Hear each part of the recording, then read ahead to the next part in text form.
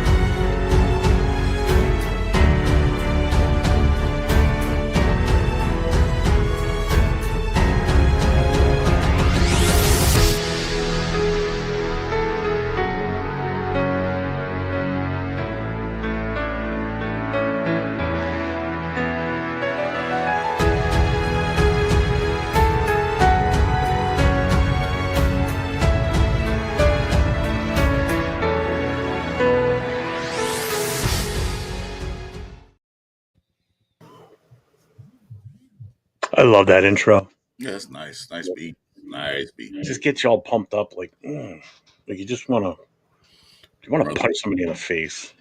The way Uh, I like feel right like now, like Tom you Brady. to punch someone or something right about now. You want to punch Tom So Brady in the face? yeah, yeah, yeah. Well, it gets me in the mood for what we're talking about tonight. Well, I had the So feedback here. Wait a minute a second. Oh, well. All right. I'm ready. you good? Yep. You sure? Nope, but let's do it.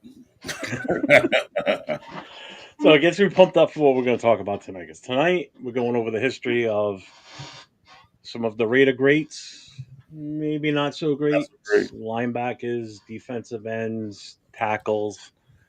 So pretty much our front formation on our defense. We're not going to get into 3-4, 4-3, and all that other crap. We're just going names, their attributes, what they did, whether we like them or not, and so on. So this will be interactive with the chat as far as certain names and such that come up. So we will definitely interact with you guys and get your input on things. So before we get rolling, you know what we got to do, right, Chris? What do we got to do? I don't know, man. I forget sometimes. I do too. I forget my name not half the time. So what we got to do? We got to talk to the chat. We got to check in with Oh, everybody those before. guys. Oh, the people in the Even though some of those assholes were making bets as to what I time know I we were told going them to no start, gamble, but they you just know. did it anyway. So but hey, Yeah. I tell you what, Rosetown and Jason Downs, yo Jeff, $10 piece on Super Chat. You both lost. All right, well, let's start this off with PNW Mark. What's up, brother? Welcome, welcome, welcome. Hey Peter, hey Mark, what's up? Rosetown in the house. What's up, man? Jason Downs. Welcome, gentlemen. Yeah, here we go. I bet this show starts at 6:15. You're wrong. You Yep, see? I got proof of it. $10 Super Screenshot Chat. that shit. Mm-hmm. I saw it. I was Rosetown, never you talking were about it. wrong too. We were on a He minute was a before. little he was a little closer to time, but Jason Downs definitely lost that one. If you want to go political about it, he lost, so he owes $10. Yeah. Jason, now Jeff is scrambling to get his time, man. Yeah. He's gonna go get show up at 6:20 and get us both. And he's yeah. It's, well, no, my mustache, yes. Well, I Not said, up what? there though. There ain't nothing up there to see What Rush. hair are you talking about? Rush. He's brushing his teeth. Producer was yelling at him. Takes another bite of a sandwich. Yep. Pretty much. Yep. You lost. Sacktown Mike, what's going on, brother? How Hey, you doing Stacked Out. What's tonight? up, bro? Raider Nation, Raider 24 Nation, what's up, man? How you doing, man? Who else we got here? Who else we got here? That's it so far in the chat. Everybody's still watching, but they're being quiet. Everybody's being quiet out there. We don't know who. Nobody's chatting yet. So we are honoring Raiders legendary linebackers and D-Linemen tonight. Mhm. So we are going to go kind of right up to the the current era, as far as like Max Crosby, Chase on, and Kuntz and such. We will come up to the current era, obviously, but we're not going to do questions on what we should do for the draft and the Nah. current QB situation and all that other happy crap. This is a history of the Raiders. So, Now, I did so mention that we'll go to 1960 to present, but here's the thing with you guys, 1960, I wasn't even born yet. So I me don't know neither. about those players. If you guys do in the chat, you welcome to say something about players prior to that, to 1970, 1980s. I'm not really aware of those players. And to be honest with you, when you look at the list from that era, there's no one that sticks out. In other words, like, oh, I remember him, or oh, yeah, he was one of our Raider greats. I There, mean, there's again, once a Raider, always a Raider, but one or we two that want. oh, sorry, go Go ahead. ahead. There's one or two that are Hall of Famers. That's about it. But other than that, I don't know 99% of those players. Yeah, stay with me. Let's see. What's What's up, up, Randy? Raph? How you doing, brother? All right, so we'll start with the defensive lineman then, I guess, right? Let's do it. All right. So now, as far as defensive linemen, that will also include defensive ends, which historically, back in the day, a lot of them were considered linebackers. Um, like Lawrence Taylor was originally a linebacker, and then when they realized that he was so much better coming off the edge rather than being an actual true linebacker, that kind of started more of the defensive end type of Yeah, it did. positioning. Yeah, because the So way he blitzed and blitzed and blitzed, that is lining up mainly on the line of scrimmage at that point in yeah, time. exactly. So what we're going to do is we're going to start with defensive tackles and our ends, which would be like the Howie Longs, the Alzados, shit like that. Mm-hmm. Um, so some of us, well, some of us, there's two of us on the show. We've met some of these guys. I've met at least two of the different guys that we're going to talk about tonight, and I know Chris has met one also. Mm-hmm. Um, So, as far as like the all-time greats, what's the first name that comes to mind for you, Chris, when you think of all-time greats? Well, both sides, linemen and linebackers, Uh, or just like total. no, we'll go linemen and like defensive tackles and ends, edge Okay, rushers. my defensive tackle was uh, I say how he was an end. How was an end, right? Um, Well, that would be included in that. okay, well, I won't say Howie Long because how he changed the game.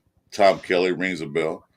Uh, there's a couple of them, but I'll say Howie Long mainly. I mean, and that's usually what it is when you ask somebody like who, when you think of all-time rated great defensive linemen, including the ends, what's the name that is usually synopsis with that. And it's It's Howie ninety Long. percent of the time they're going to say Howie Long because he was definitely. You got to remember that was during the LA era too, so that was a lot of the glitz and the glam, the '80s living in with them being in LA Yeah, and that's in the that, limelight in LA.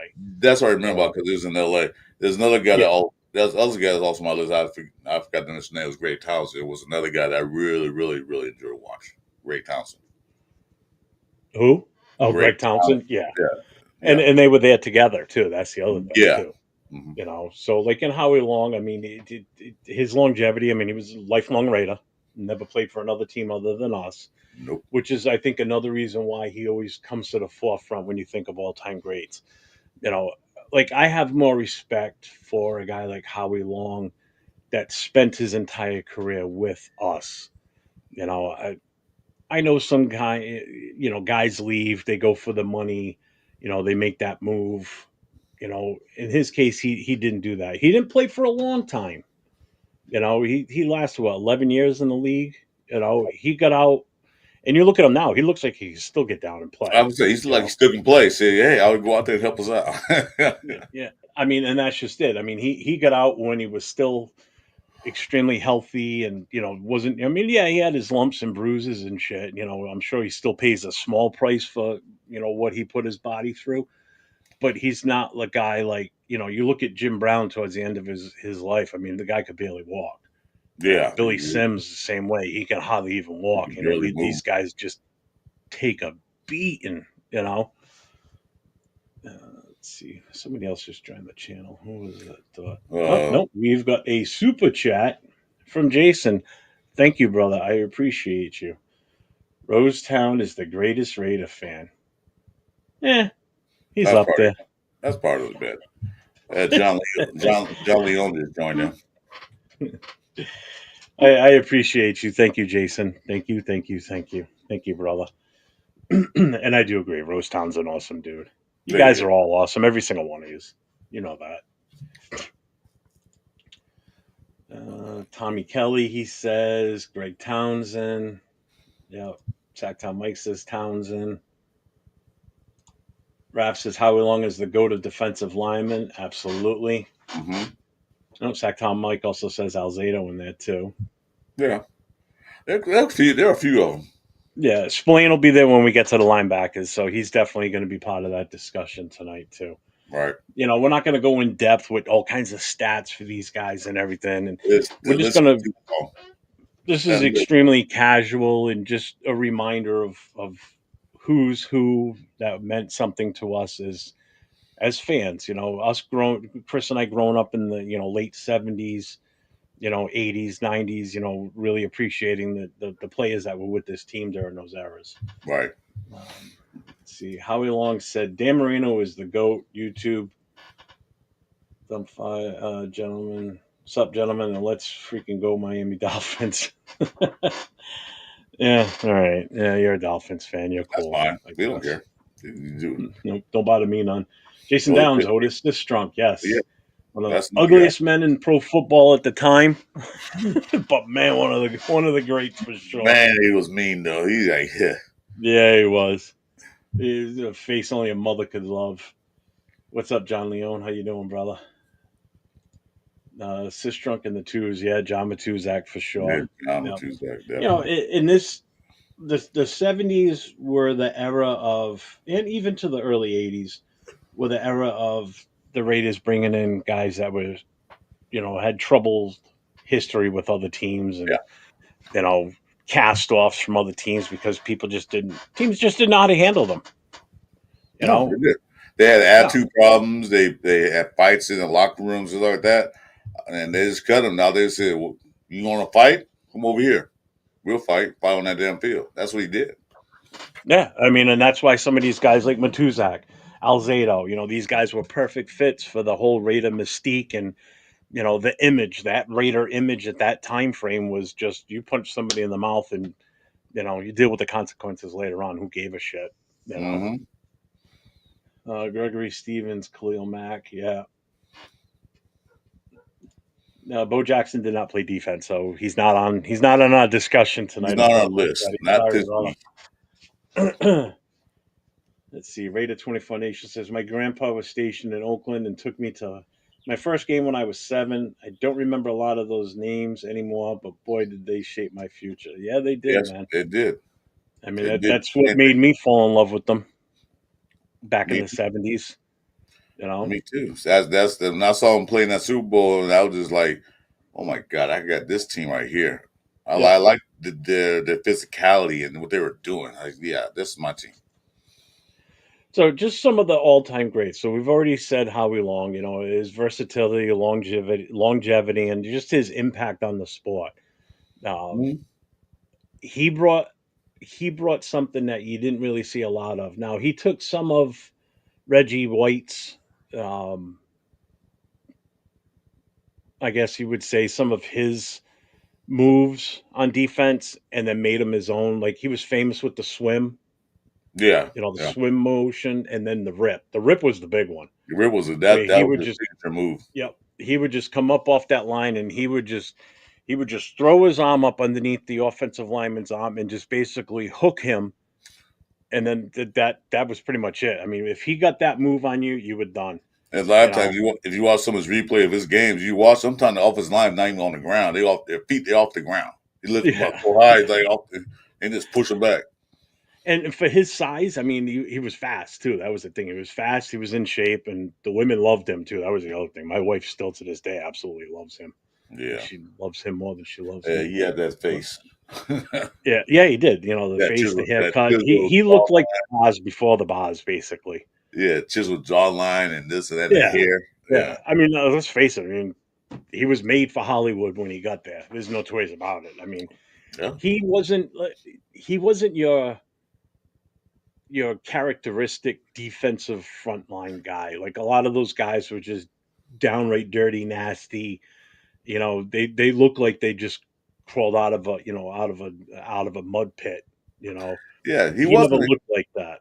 You He know, wasn't loud. He wasn't screaming and nope, this and that. He really didn't bring that much attention to him until game day when he played. After that, when here in LA, we was here.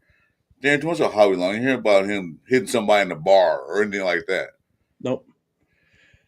Nope, but I mean, I will tell you, he's not a guy that I would have fucked around with back then for sure. Because I No. mean, he had a mean streak in him. You Oh yeah. you saw it on the field in game time situations, you know. But everything I've ever heard about him outside of you know the stadium and No, when you see him person, he's one of the nicest guys you're gonna meet. yeah. And that's how he comes across. That's how he's always come across. Yeah. When You the know, whistle blow, he changed his character. So we exactly. can that You know, deal. you gotta. You have to have that mental switch where when you step out on that field in uniform, everybody in the opposite color uniform that you're wearing is your enemy, Mm-hmm. and you want to do everything you can do to inflict severe pain on them to stop them from doing what they're going to do. Right. In order for you to win the game, and luckily he got a Super Bowl in his time frame with us, Yeah, he which did. I think it's a he would be second. one of those guys that would have been one of the all-time greatest in his position to never win the Super Bowl, and thank God he was able to He do got that in that. his rookie. He got that in his rookie year. His first year at Uh, the Raiders, he got a Super Bowl ring. no, Yeah, he did. was it He was his a rookie. rookie? He was a rookie. You're right. It was. It was. Mhm. You're right. No. Yeah. Oh no, no, this is second year. They Yeah, got as I yeah, said, that was his sec because he got it with Marcus Allen. Marcus yeah. Allen was the rookie that year. That's what Rock. Yeah, he got in the second. Yeah, Excuse me, that was wrong.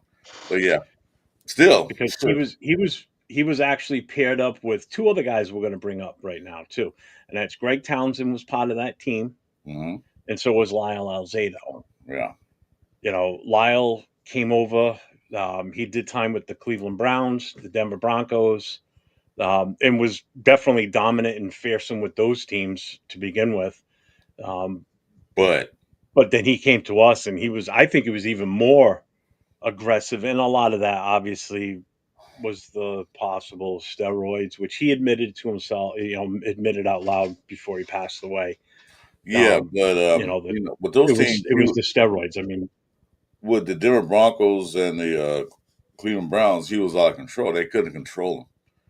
no, He was usually I think as Cleveland Browns one was where he punched a running back in the face doing practice. What was that? So he did things like that, and they said we had yeah. enough of you out of here. Come to I mean, Raiders. They let him the loose and said, you know what, you can do all that stuff, but do it to the other team. They let him the loose. the, Like, go ahead. the famous incident with him was the helmet issue against the Jets, where he took, I forget the guy's name now too. I've seen this on different documentaries too, and they've talked about it. Yeah, 3 Mile Isle right away says Mhm. Yeah, we'll talk about. We're gonna get to these guys. So if you guys name names, that's cool. But if we don't highlight it right now, we are gonna get to all these different names. Hmm. Um, gotta go chat back to work when I get off at 10. If you're still on, I'll be back. All right, man. Yeah, 10 o'clock. We should still be on. That's only a half hour. Oh, I don't know where you are. You might be a little bit behind. Chris Ward, that's the name. When he ripped the helmet off of Chris Ward, the offensive lineman for the Jets, Yeah, I and remember that. basically fucking threw it at him. Didn't hit him, but he had all intentions of hitting him. He said he wanted to hit him. Yeah, I remember that. He wanted to shove that helmet down his fucking throat. Is pretty much what he said.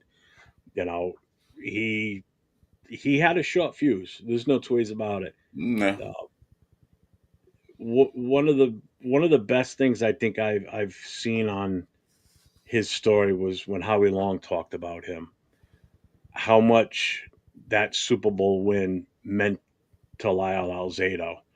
Hmm. And to if you ever watch the whole story on Lyle Alzado, it's actually pretty interesting what he went through as a kid growing up. Having to protect his siblings, and actually get into fights with his dad over them.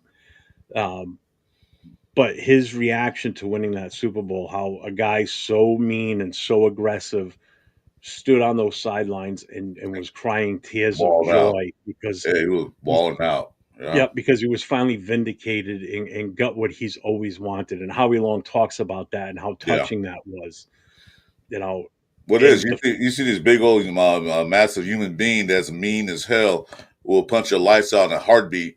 You see him over there crying. That gotta you gotta feel something for that oh because yeah. And you and the, the can't see the it. funny thing is, the first person he called out onto the field after he won the Super Bowl was his best friend, his childhood friend. He Hmm. called him out onto the field, and his friend celebrated that Super Bowl on the field with him. Hmm. That's how much friends meant to him too. I mean, he was a family guy. He loved his friends, and they loved him back too. If you ever get the chance to watch that special on El Hale, make sure you do, because it's really good, Yeah. really really good. And to watch him wither away like he did at the end is just, it's sad. Yeah, it It's was sad. all Man, that he was steroids, man. That was a shame. he one hell of a player though. I mean, he was just ridiculous. Yeah, yeah, and that's the other thing too. He fought Muhammad Ali in an exhibition fight, but I think Matt Millen said it, or even Howie said nobody told him that it was an exhibition fight. He actually went out there with the intent that he was going to He try was and trying to knock out kill him. Muhammad He Ali. was Yeah, actually he's going to try and knock him out. you yeah. know, it's And like, I'll like quickly remind you, hey, wait a minute, son, this is my sport. and I'm he the said that too. champ. He peppered him with a couple of jabs in the face, and Lyle's like, "Ooh, He wait a backed minute." off real quick, like, yeah, Yeah, okay. what's But he up, had the courage. 805? He had the courage to go Doing, do it. brother? It was up 805. He had the courage to go do it. So hey, they're getting that. If you watch the video on that too, it's actually pretty funny because you see him hit Ali, and then Ali's like, "Mm-mm. Yeah, No, no, man. no, this ain't happening." Yeah, You remember know, where you are. This is a ring, not a football field. yeah. I mean, there's been other players from other teams that have gone into like the professional boxing ring, Oh and yeah. but not in an exhibition style like Gastineau, and just wasn't that good. I'm a bad That's no experiment. guy's ass kicked, but anyway. Yeah. Uh, So and Greg Townsend, another underappreciated. The guy was a sack master, plain and simple. I mean, he was always in the backfield. and I don't Um, think he's in the Hall of Fame. no, he's not. Hmm. He's not, Why and he not? should be. He should be. Because he's a He Raider. should That's why he's in definitely the Hall be. of Fame. You know, the fact that he hasn't gone in and how he has, um, not that, trust me, how he belongs there. Definitely belongs there. Oh yeah, yeah, Um, yeah. but Greg Townsend definitely belongs there, and how he's not in there yet. There's going to be some names on this list that are going to come up, and people are going to be like, "Yeah, he should be in the Hall of Fame," or if he Quite is a in the few. Hall of Fame, some may say he shouldn't, but I don't agree with that. I think everybody that's in there should be in there, especially from the Raiders, because I don't think we get enough respect We on these do older not. players, and that's the other problem. As time goes on, it gets tougher and tougher to get these older players in, like Plunkett. I know we're talking quarterbacks, but sorry, you know. So I mean, you had those three all playing together at the same time: Long, Townsend, Alzado. Um, Alzado didn't stick. I think he was around for what, one more year after that Super Bowl win, and then he kind of semi-retired. And he tried coming back at, I think it was 45 at the time, and that didn't work out. I mean, he tried, but that ended fairly quickly. So you had those three that were just dominant during that That time period. that Yeah, early '80s swing. You know, um, so I mean that time frame was pretty good too. And then at that point, Bill Pickel was part of that. I know Jason Downs mentioned Bill Pickel. yeah. He was in that group.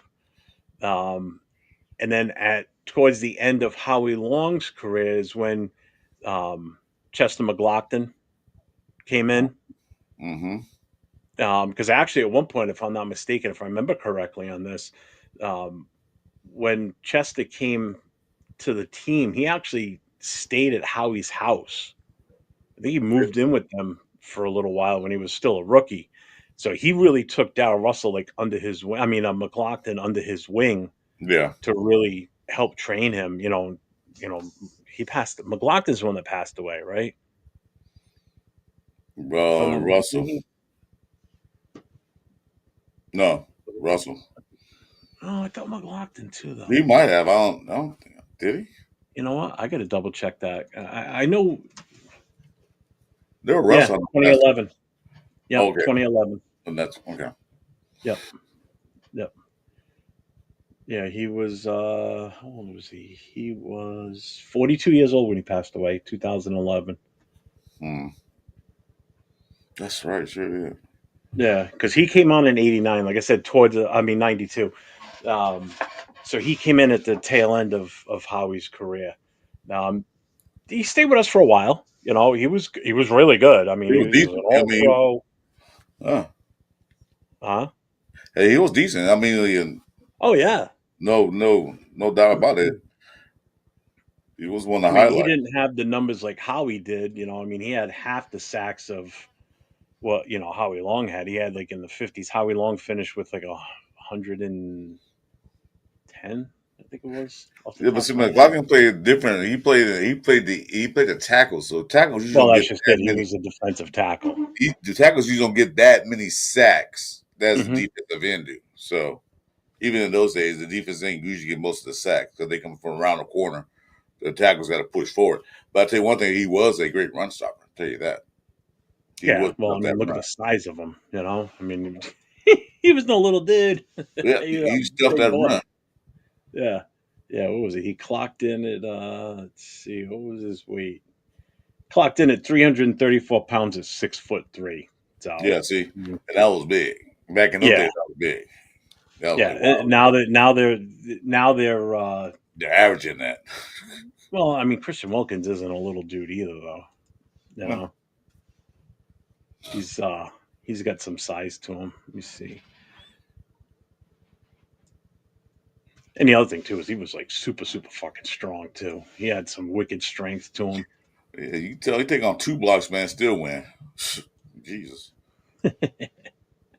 Yeah, and Darrell Russell did pass away also too.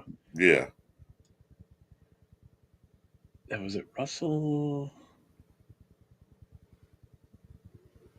When did he come into the league? Russell was there in '97 to 2003. Or was it Darrell Russell that was? He passed away in 2005. He was 20. Oh, he's only 29. Damn, I didn't think It he was was that young. young. So I remember I was at work and some of Holy the shit. it's USC people that played with him in football. They was there too. The job I was at, and they found out, man, they all just ran out the building, like all four of them, just ran out the building. And they found out. Holy I, crap.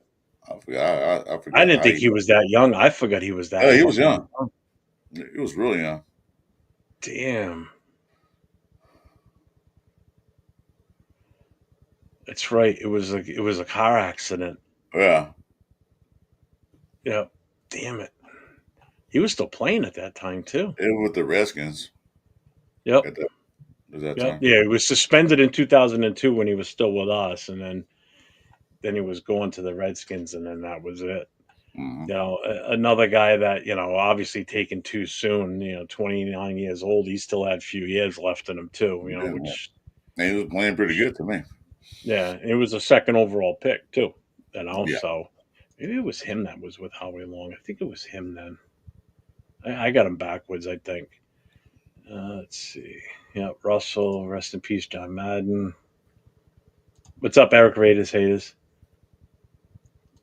Chester would tap out. Marv Hubbard, a stud. Alzado, yep. Uh, David Pleak, welcome to the channel, man, brother. Appreciate you. Now we know he had a heart condition when he played. He was gassed out quick. Yeah, Cortez Kennedy. Mm-hmm. Yeah, let's see. Greg Townsend was good too. Yep.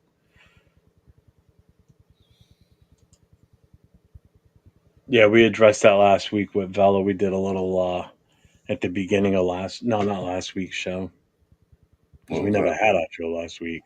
Uh, It was the Thursday night show I did with Nate. Is when I think we did it, or Friday night. I forget now. All these days are all fucking blending together, man. What's but up, Where's the flag? Draft had a round table show going out to lead. Okay. I don't know what Before that's I all catch a about. charge. Yeah, Ben Davidson's on this list too. Yeah, he's on this. Um, when Russ got the stage two of substance abuse policy, it was a liability. Yeah. And then, of course, it's a car accident he gets killed with, right? Yep.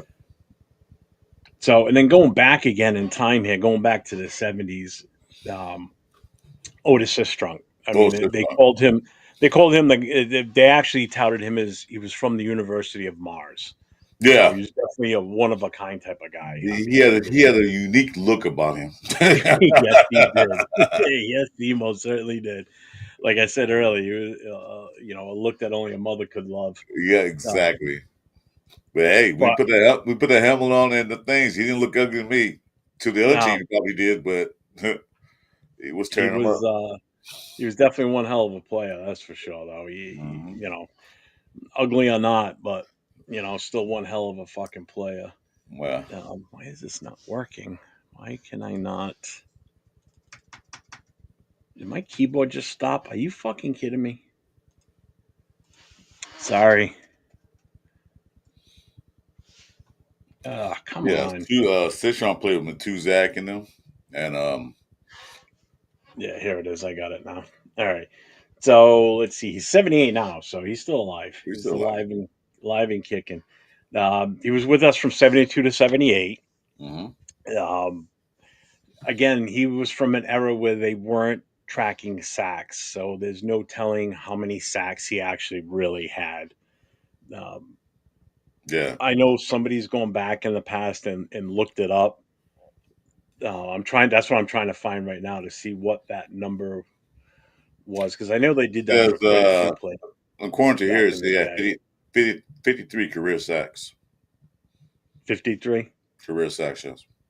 That's what it says here. I don't know how true that is because, like you said, there was no stats back then on sacks and TFLs, tackles for losses. Yeah, they didn't Very start few. tracking that until the 80s, or very late 70s, I think it was. Well, man, it might have been the 80s. I figured exactly when it became an official stat. But he was part of the original Super Bowl championship, the one I'm from gonna get, '76. I'm gonna give you some here. In 1970, 75, guess how many sacks he had? In '75, Guess how that many? one year, Yeah, 1 year. 15, You're close, 13 and a half.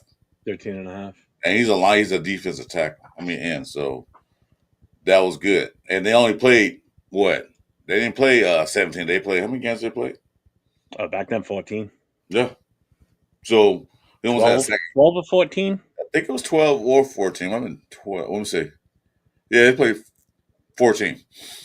14. So Okay. then they have I guess sack a game. Yeah. That's pretty good. So he did his due. Had 53 total by the end. And then they didn't count for a lot of other stuff back in those days, but now they count damn near everything. Now they actually looking the color of the shoes. So let me ask you this: Do you know where they got the University of Mars from? No, I heard it, but I don't know where they get that from. You know? Yeah. It was actually on a Monday Night Football game when the camera looked to him, and back when before, you know how when they do the when the team's first out there on defense and they call out, they say, what school and university they came from or whatever. Yeah, yeah, Back then they would put like just a blurb underneath their name that would say like where they were from. right. Well, the team program had him listed as U.S. Mars, which actually stood for United States Marine Corps. But ABC, when they put it on there, they put U.S. Mars, so everybody called it the University of Mars, and that's where that came from. Oh, really? Yep, yep. They put his alma mater as University of Mars. That's how that all started. I wonder if he laughed at that or got pissed off because that's funny. I don't know, but I was just reading another thing on it too. It said the ABC commentator and ex NFL player Alex Karras led him. It prompted him to suggest that the extraterrestrial-looking Sistrunk's alma mater was the University of Mars. So when it said U.S. Mars, he called it out as he's from the University of Mars, and that it stuck from that point Mm. on. I You heard it, know, but I didn't know where it came from. I yeah, thought because the way he looked, but yeah. okay, No, I thought it was that too until I looked it up the other day. I was looking about it, and I'm like, that's pretty funny that is that funny. that's how that came out that way. All right. So Good old any other man. tackles? BBL, what's The up, big lineman in man? chat that I didn't mention besides somebody said Ben Davidson, which he's that great feeling, less taste like beer commercial. Remember that? Yeah, Uh, I mean, there's a few we haven't gone over yet for sure. okay. Um, Definitely, Ben Davidson is definitely one of those. It Cool. just he was just another one of those nasty, nasty, players. You know what it is? These guys from the '70s, they played in that era when you could still do the helmet slap. Yeah. I don't know. I mean, Chris, I know you play. You're a few years older than me. Um, but I don't know, just in joke with your buddies when you're sitting, when you're out on the practice field, if somebody ever slapped you in the helmet, That shit hurts. it's not fun. That shit It's hurts. it It hurts just and it it just throws you legit off. rings your ears. It just It throws does. you off. You're off balance and off kill. You're like for a Yeah. What's up, second. Raider? That one quick slap, it just boom, like And throws you again, off. that's you and I playing, and like I know I played in the mid '80s is when I was in high school from like '84 on up.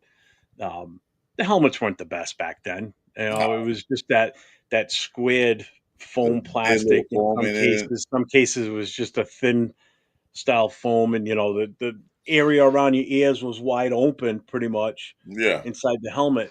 So if one of your buddies, or one of your teammates come up behind you and just smack the back of your helmet, I mean, it would legit ring your ears and kind of disorient you for a split second. So imagine a plus, plus, 300 plus, plus plus another thing was defensive that tackle doing that to you. those helmets didn't have the foam up front up here, And you their and you could forehead, and so they hit yeah, it. It'll dig into your forehead like you could always tell the real hard-nosed type players, they would have that cut right at the bridge of their nose because at some point the helmet came down over their nose Yep, or over their eyes and dug into the bridge of their nose. Those are the guys that, when you see them and they're bleeding from the top of their nose, that's one, what. either the nose is broken or two, they got ripped out. They got it cut pretty good from their helmet. Um, Yeah, bike. Just now that he put that up. Yeah, bike care. Yeah, the bike care helmets. Yeah, they were a joke. They weren't no air in those things. yeah, yeah. That was a joke. I had some of my teammates. We used to take our chin straps off our helmets completely, and then just tag the back of someone's helmet. Wow. Not in Yeah. a game, obviously. Like we'd be standing around in practice, just shooting the shit before we'd get started, and you'd have your helmet on, and all of a sudden you'd hear the double snap come off, and it's like you knew it's coming because someone just ripped their chin strap off and then smack right off the back of the helmet, and that Damn, that yeah. that tinging sound that would just ring through your helmet and be like, oh.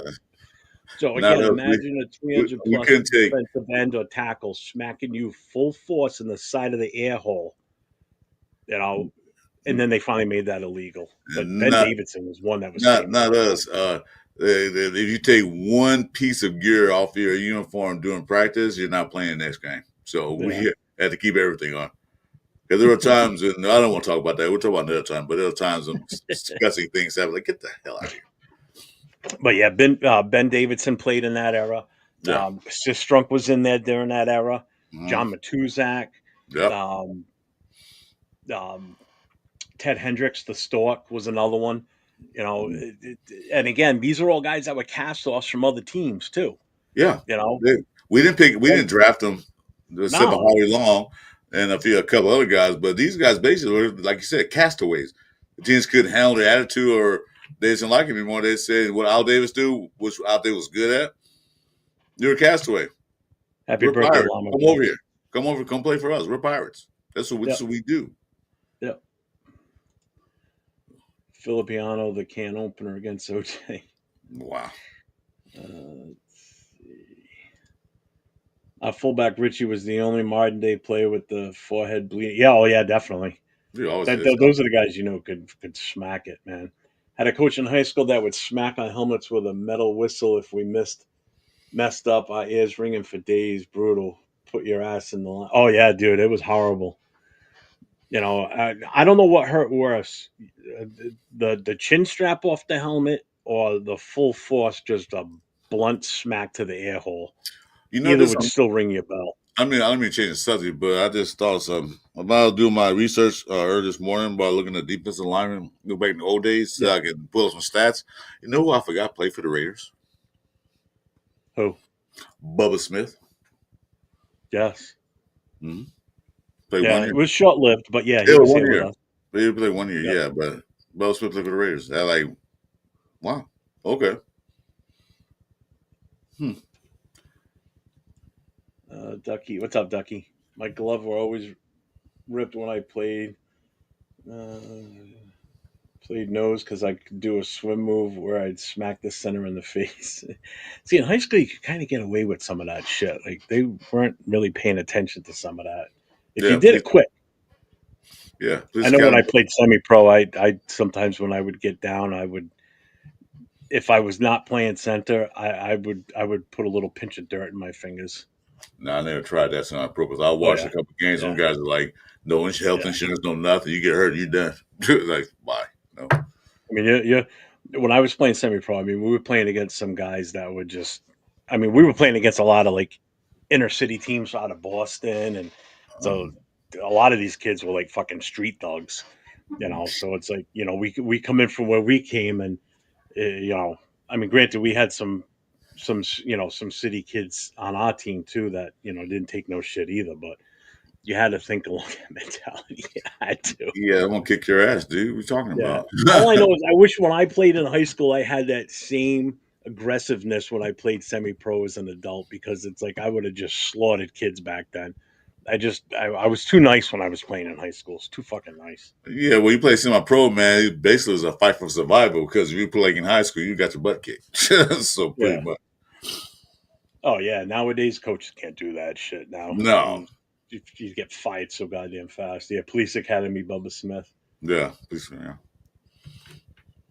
Yeah, we're gonna do the next round. We'll be doing the Linebacker. secondary in a couple of weeks. So yeah, we'll definitely because I got a Willie Brown story too. Yeah, He's me one of the too. ones I I got love. my famous Willie Brown that made me a I Raider. was Yeah, it was Pop Warner. I boxed in and played soccer in my school. Didn't have a team. Into dirt. Pinch and tear. I'm telling you, Yeah, man, always rub that some dirt on worked. it. Rub some dirt on it. You be all right.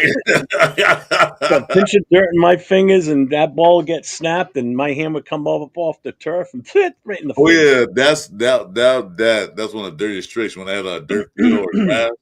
They'll dig grass and throw it in your face. Like, Yep, that was yep. dirty. Didn't care.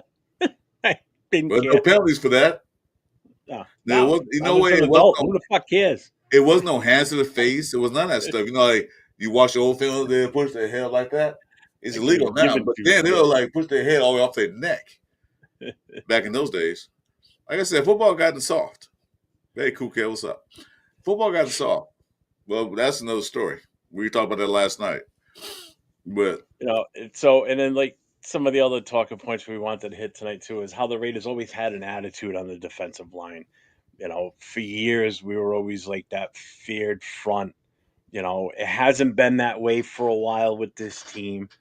We've had some lean years on that defensive front. Hmm. Um, like if we go straight up to like current team right now, you know, some of that tenacity is there now. If you It's look at our current roster, it's starting to come. we've got You see, it's starting to come back. Max Crosby. He was the one thing with Max Crosby. Excuse me, I'm gonna say this. You said they should trade Max Crosby because he want to be traded. He didn't want to be traded. He wanted to get some better players. Getting Christian Wilkins, re-signing Coons, bringing back Adam Butler, probably get a couple of guys like DK Tugo, where his name is Tufo, things like that. That's what Max Crosby asking for. Just bring some guys in here to help me out. I'm doing the best I can. Don't expect yeah, me to get 15 sacks every year. Expect me to I play my yeah. hardest. But other He's guys, he's never had 15 in a year, so that would be that's great what when it finally does happen. I'm gonna say. It Don't would be expect me to nice. get. Yes, I'm gonna say don't expect me to get 15. What the things going on, but Yeah. you can see some of the tenacity starting to come back. Last year was starting off good with Wilkins and then Mills, miss mine on Kuntz, but you see it started to come back to everybody started getting hurt. That's what I want to see back. I want to see back to the 80s and 70s defensive Well, line. and that's Yes. that's kind of what I feel like we're getting to that stage now, because like I said, for years it was real lean on that Mm-hmm. defensive front. We weren't overly aggressive up front like it had been in the 80s and into the 90s. You know, that's why when you look back at this list of players that were there during that time frame, there's none that make me go, "Oh yeah, he was so fucking awesome." The team sucked during those eras. In the You know, 90s, late they 90s, early just they were 2000s. just yeah, we just were not that good. Mm. Uh, One of the brightest spots we had at one point was everybody got excited when we brought Warren Sapp in. You And know, Warren no. Sapp's a piece of crap in my book. I can't stand the guy. I The thought fact that when he left the team, he bad talked us. I have nothing good to say about him other I than he I played for us at thought one point. I think he warms happy. I said, "Damn, defense is going to now get better." And you know what? It just stayed where it was. It didn't move the needle. It just stayed right there. Like, well, what's going on? But then okay, we had people like Ted Washington on the team. Only person that was a bright Yeah, spot on that team was Warren Sapp was Tom Kelly. That's the only person that really did something on that team in the 2000s that I liked. And they are mentioned him a lot of times. But Warren Sapp was like, no, didn't work. just a quick. Oh, like Bill Pickel's another one that was in there during the 90s. You know, definitely was an underrated guy. Bob Golick's another one. You Yeah. know, was good, wasn't great, was good, but he's not one that you go, oh shit, yeah, you're right, he was fucking awesome. Nah, you Well, know, he's Scott serviceable. He Davis, did. another. This is what I'm talking about. Like Scott Davis was another one during that time frame. Nothing Right. to really write home about. I mean, yeah, they were okay. They did their thing. They had their highlights, but it wasn't dominant like it was before. You know what I mean? Yeah, They weren't like, because all those teams, you hear the names, but it's always somebody different on every play doing yeah, something. yeah. I'm just looking through here to see who else for those years, like in the '90s, if there's anybody that really sticks out. No, besides Um, Nolan Harrison. Milton Yeah, Harrison. Eh, I mean, when we get to the linebackers, it might be a little bit different story. But on the defensive front, Chester obviously in the '90s was there. Chester, Howie Long, yeah. Yeah. Let's see, Anthony 90, Smith. Jerry 90. Ball was a freaking bust. I don't care what anybody say. Yeah, Jerry Ball came over in '94. Howie was gone already, so He was Howie wasn't there in '94. He retired after '93. he was a bust. Um, you had Anthony Smith, No, Chester McGlockton, Jerry Ball, and Nolan Harrison in that era. Again, like I said, nothing to really, nothing to other than write home about. Like McGlockton. Pat Swilling was here with us for a little. He had 13 sacks in '95. he was decent. I'll Yeah, say he was decent. Uh, then Russell Maryland, he was pretty good at clogging that middle up. It wasn't a he sack. came in the following year. Yeah, Russell Maryland was the next year. Oh, he played Um, with Swilling and McGlockton. yeah, Yeah, Swilling, McGlockton, Russell Maryland, and Lance Johnstone. Those yeah, were our two ends and our two front tackles. yeah. Um, He was a good run stopper. He wasn't a sack master, but you tell you he was stuff that got them run. and then in '97, you had Darrell Russell was the rookie, Maryland, McGlockton, and Anthony Smith. So that was your front four. Hmm. '98, Russell Maryland, Johnstone, and James Harris. Another, eh. Yeah, Maryland Russell was like the only thing that really like yeah. Yeah, But see, other than that, Russell and Maryland were there until 2000. Because yeah, at 2000, it was just Russell. Then Grady Jackson. That's when Grady Jackson showed Great up. Jackson came in. Yeah, Yeah. Remember Tony Bryant? He was who's that? exactly. And when I don't say nothing, you ask me a question. I think it's funny. See, some of the names I've seen, but like Yeah. a lot of that Lawrence Um, Grant. I'm like who? all right, John so Perilla. now we're in what year is this? This is 2001. So it was Reagan Upshaw, Russell, Grady Jackson, and Tony Bryant again. The most sacks were 7 sacks by Upshaw. So I mean, that's what I mean. Like our front defensive line was not the best in the world. No, You know, it, the year after was even worse. DeLawrence Grant, Sam Adams, John Perella, Tony Bryant. The most sacks out of that front group, two and a half, three by DeLawrence Grant. are you shitting me? So I mean that starting front was not That good. was yeah, that Oh was three, the same thing in 03, pretty much the same. Trace Armstrong was there now. So it's like, oh good God. You look at this list. That's why there's nobody really. Yeah, Warren Sapp shows up in 2004. and did absolutely nothing. Yeah, 2.5 sacks. Yeah, I'm saying did nothing. Yeah, see, that's when Rivers' defense was really, really sad. Yeah, Sad. yeah, yeah. Because then here's the first good year really for a guy on sacks. So in 2005, Derek Burgess shows up, 16 sacks that season.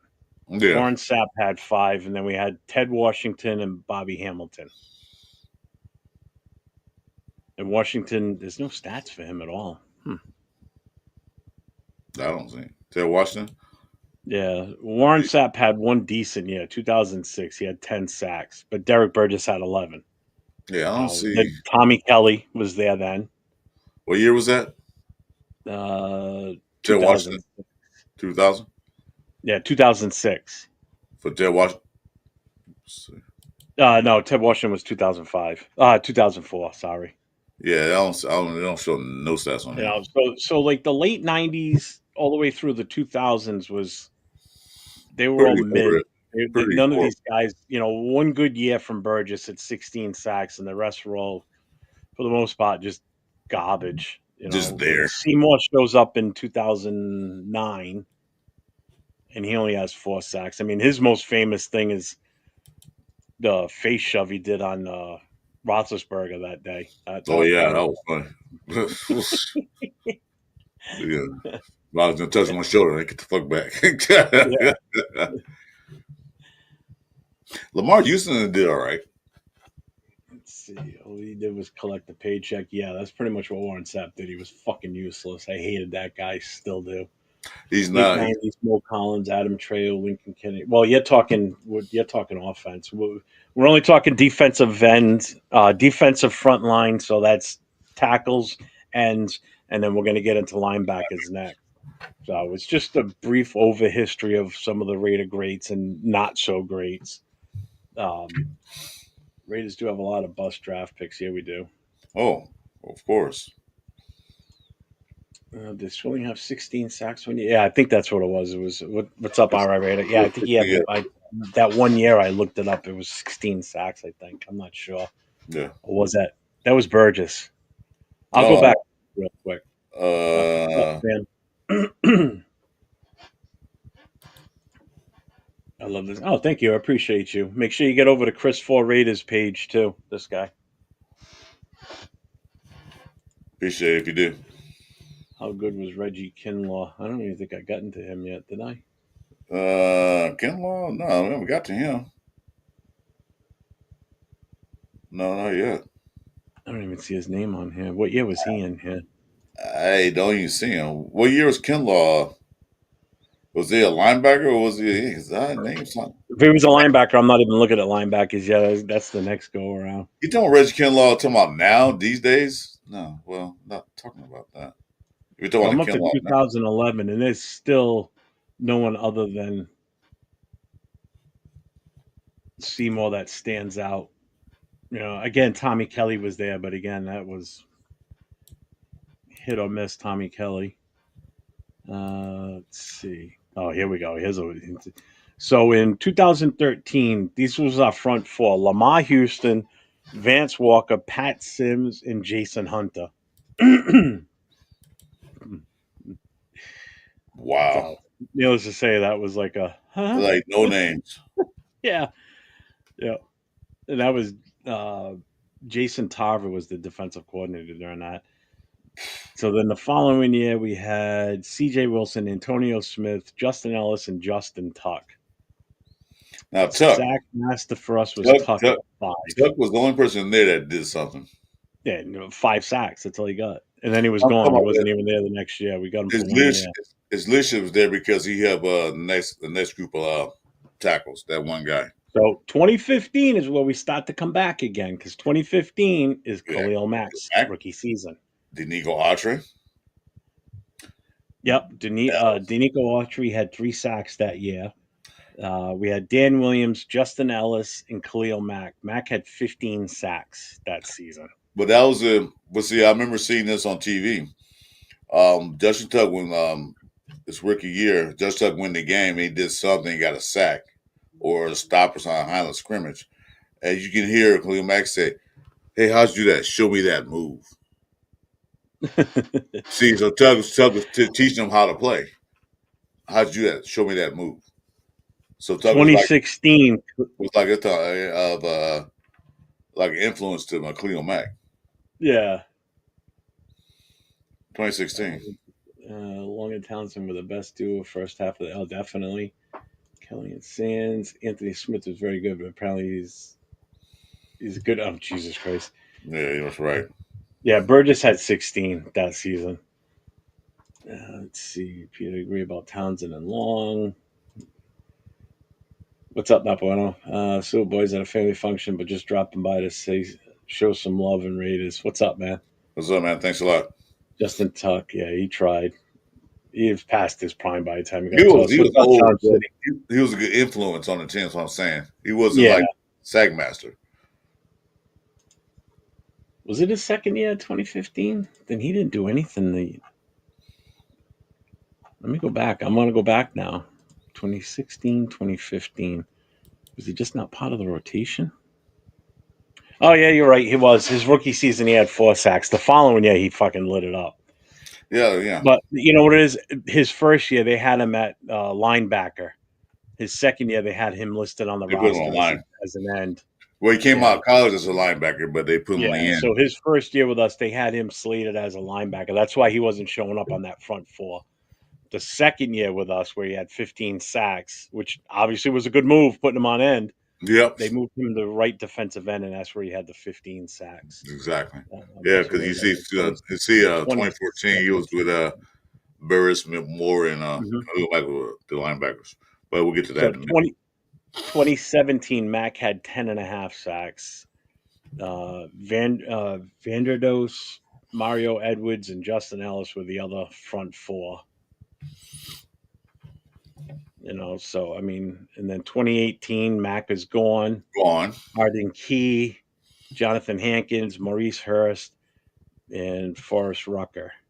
Hanikins was okay. Hurst was like I don't hit and miss because he left here and went somewhere else and became good. So he was a hit and miss. Yeah, was Arden Key was I don't know.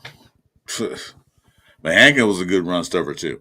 I'll tell you that he was a good run stuffer. not a whole lot of sacks. How many sacks do you have? Who? Not too many. Who? Jonathan Hankins had That seven. year he had none. Yeah, he had none. I'm looking. Well, he had one sack. Hold up. What? Huh?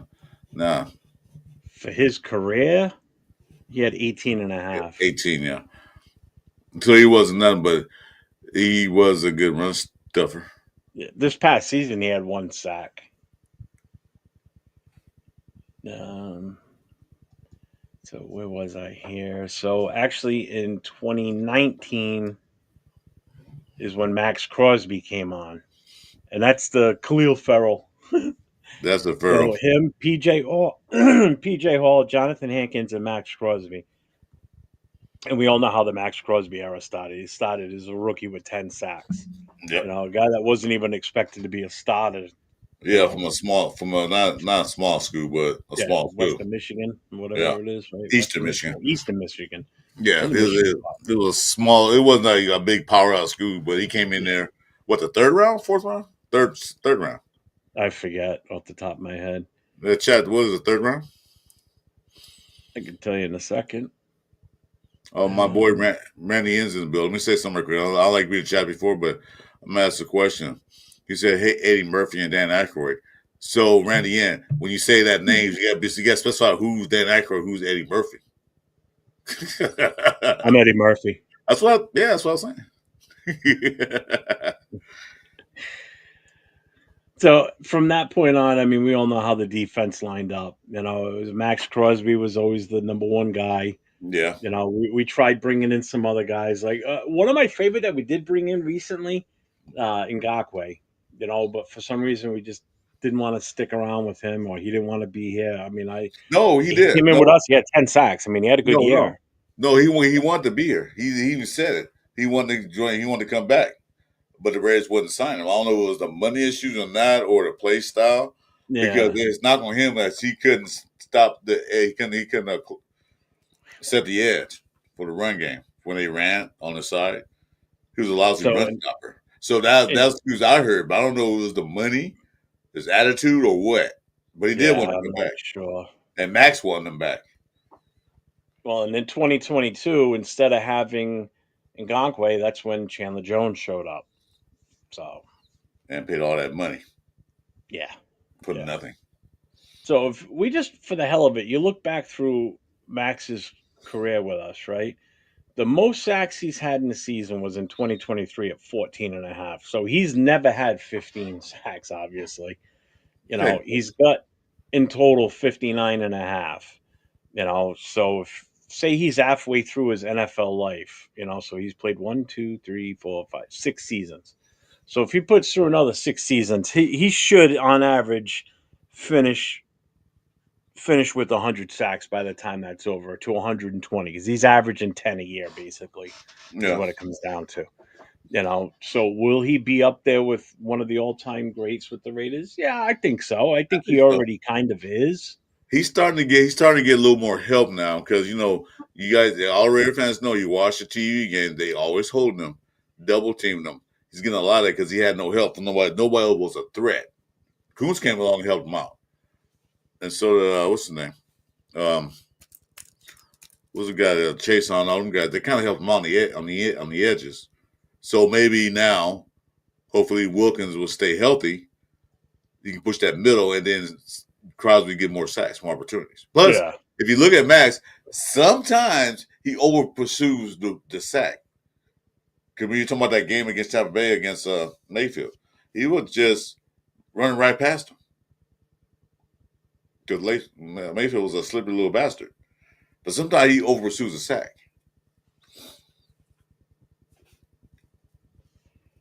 What, what was that guy's name again? 805 mentioned. Uh, 805 Mr. Win.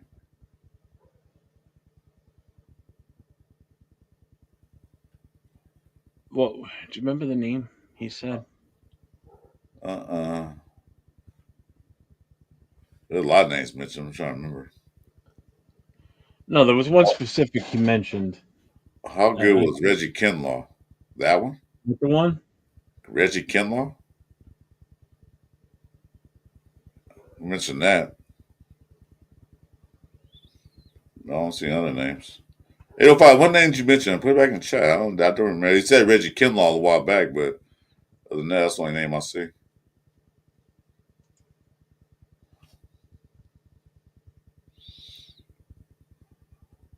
Trying to see where he showed up here. 79, 84. Oh, 79? All right, I went too far Yeah, back. 79, 84.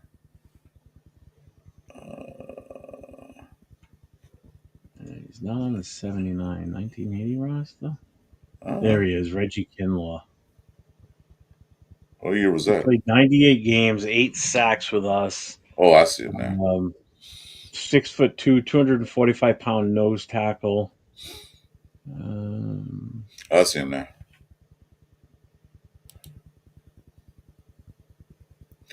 6'2", 245. I got it here. he was drafted in the 12th round, number 320 overall in the 79 draft.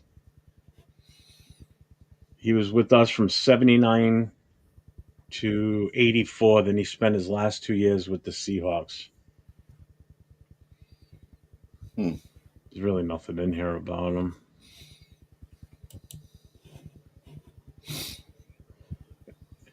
That's Yeah, about that. he was with us for both Super Bowls. Last played in 1986. He had 8 sacks over his career, so he was really just more of a spot player, I guess you would say. Um, based on this, they say he's not in the Hall of Fame. So A lot of players on this now in the Hall of Fame. yeah, he's 68 right now. That's about all. There's really not much on him.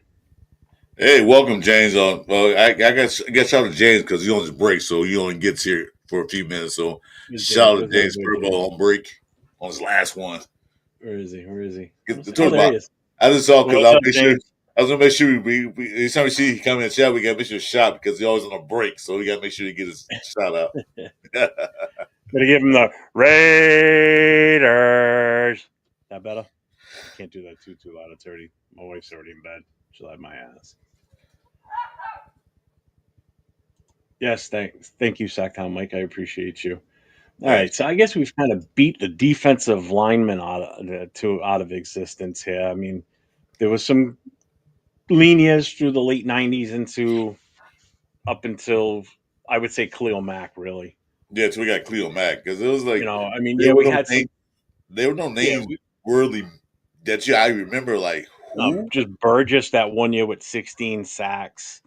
If you're going just based on names, you're talking guys like Seymour, Sapp, um, Burgess that one season, pretty much. I mean, that's your defensive lineman during that era was just not good.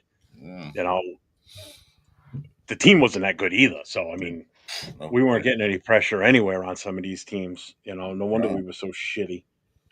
Um, so Especially now especially in we can, '97, we went 4-12. yeah. So we already discussed who the most. Well, actually, no, we haven't. We'll leave this to the chat. Who would you consider the most feared D lineman during their time? So just throw out names. If you say we're not going to say, oh no, you're wrong. It's whatever name you feel as though was one of the most feared defensive linemen during their time frame when they played. I mean, Yeah, go as far back as you want, go as current as you want. I don't care.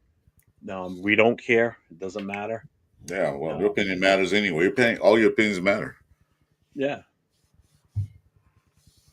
Just getting dark in here. What's up, Rock? How you doing? Rock says Richard Seymour. Hey, Slew Rock. Sacktown Mike Alzado. says Alzado.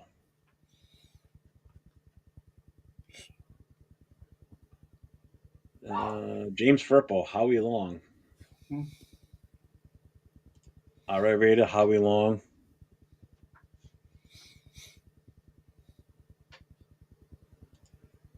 Wasn't showing Long, a scary motherfucker. Khalil Mack, when he had 5 sacks against the Broncos. Yeah. Yeah, Alzado, yeah. Duckies Howie. saying Howie. Pretty much like mostly Howie's, and then Alzado. Yeah, Howie was. I don't know if I would classify him as scary. I tell you, he's most respected one. I I tell you mean, that. yeah, well, I think the other thing too is he moved around, man, on that front line, so you didn't know where he was coming from. Teams had a plan for him, in other words.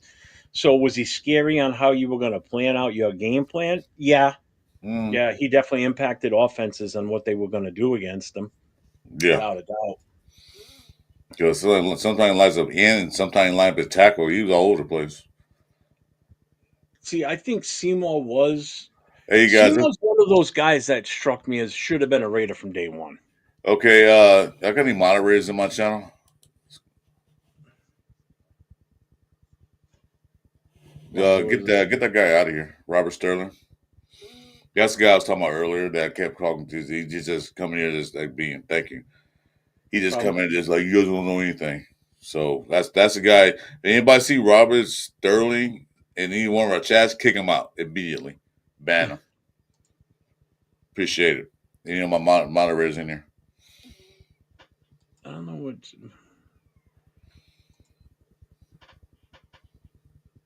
Oh, he was on my channel. Yeah, Randy said, yeah, I said in the chat, Chris, Yeah. you are that accurate for sure. Oh, thank you, Randy. Yeah. I know it. I told you. Let's see. Long Townsend, but Alzado and Matuzak on Maniacs.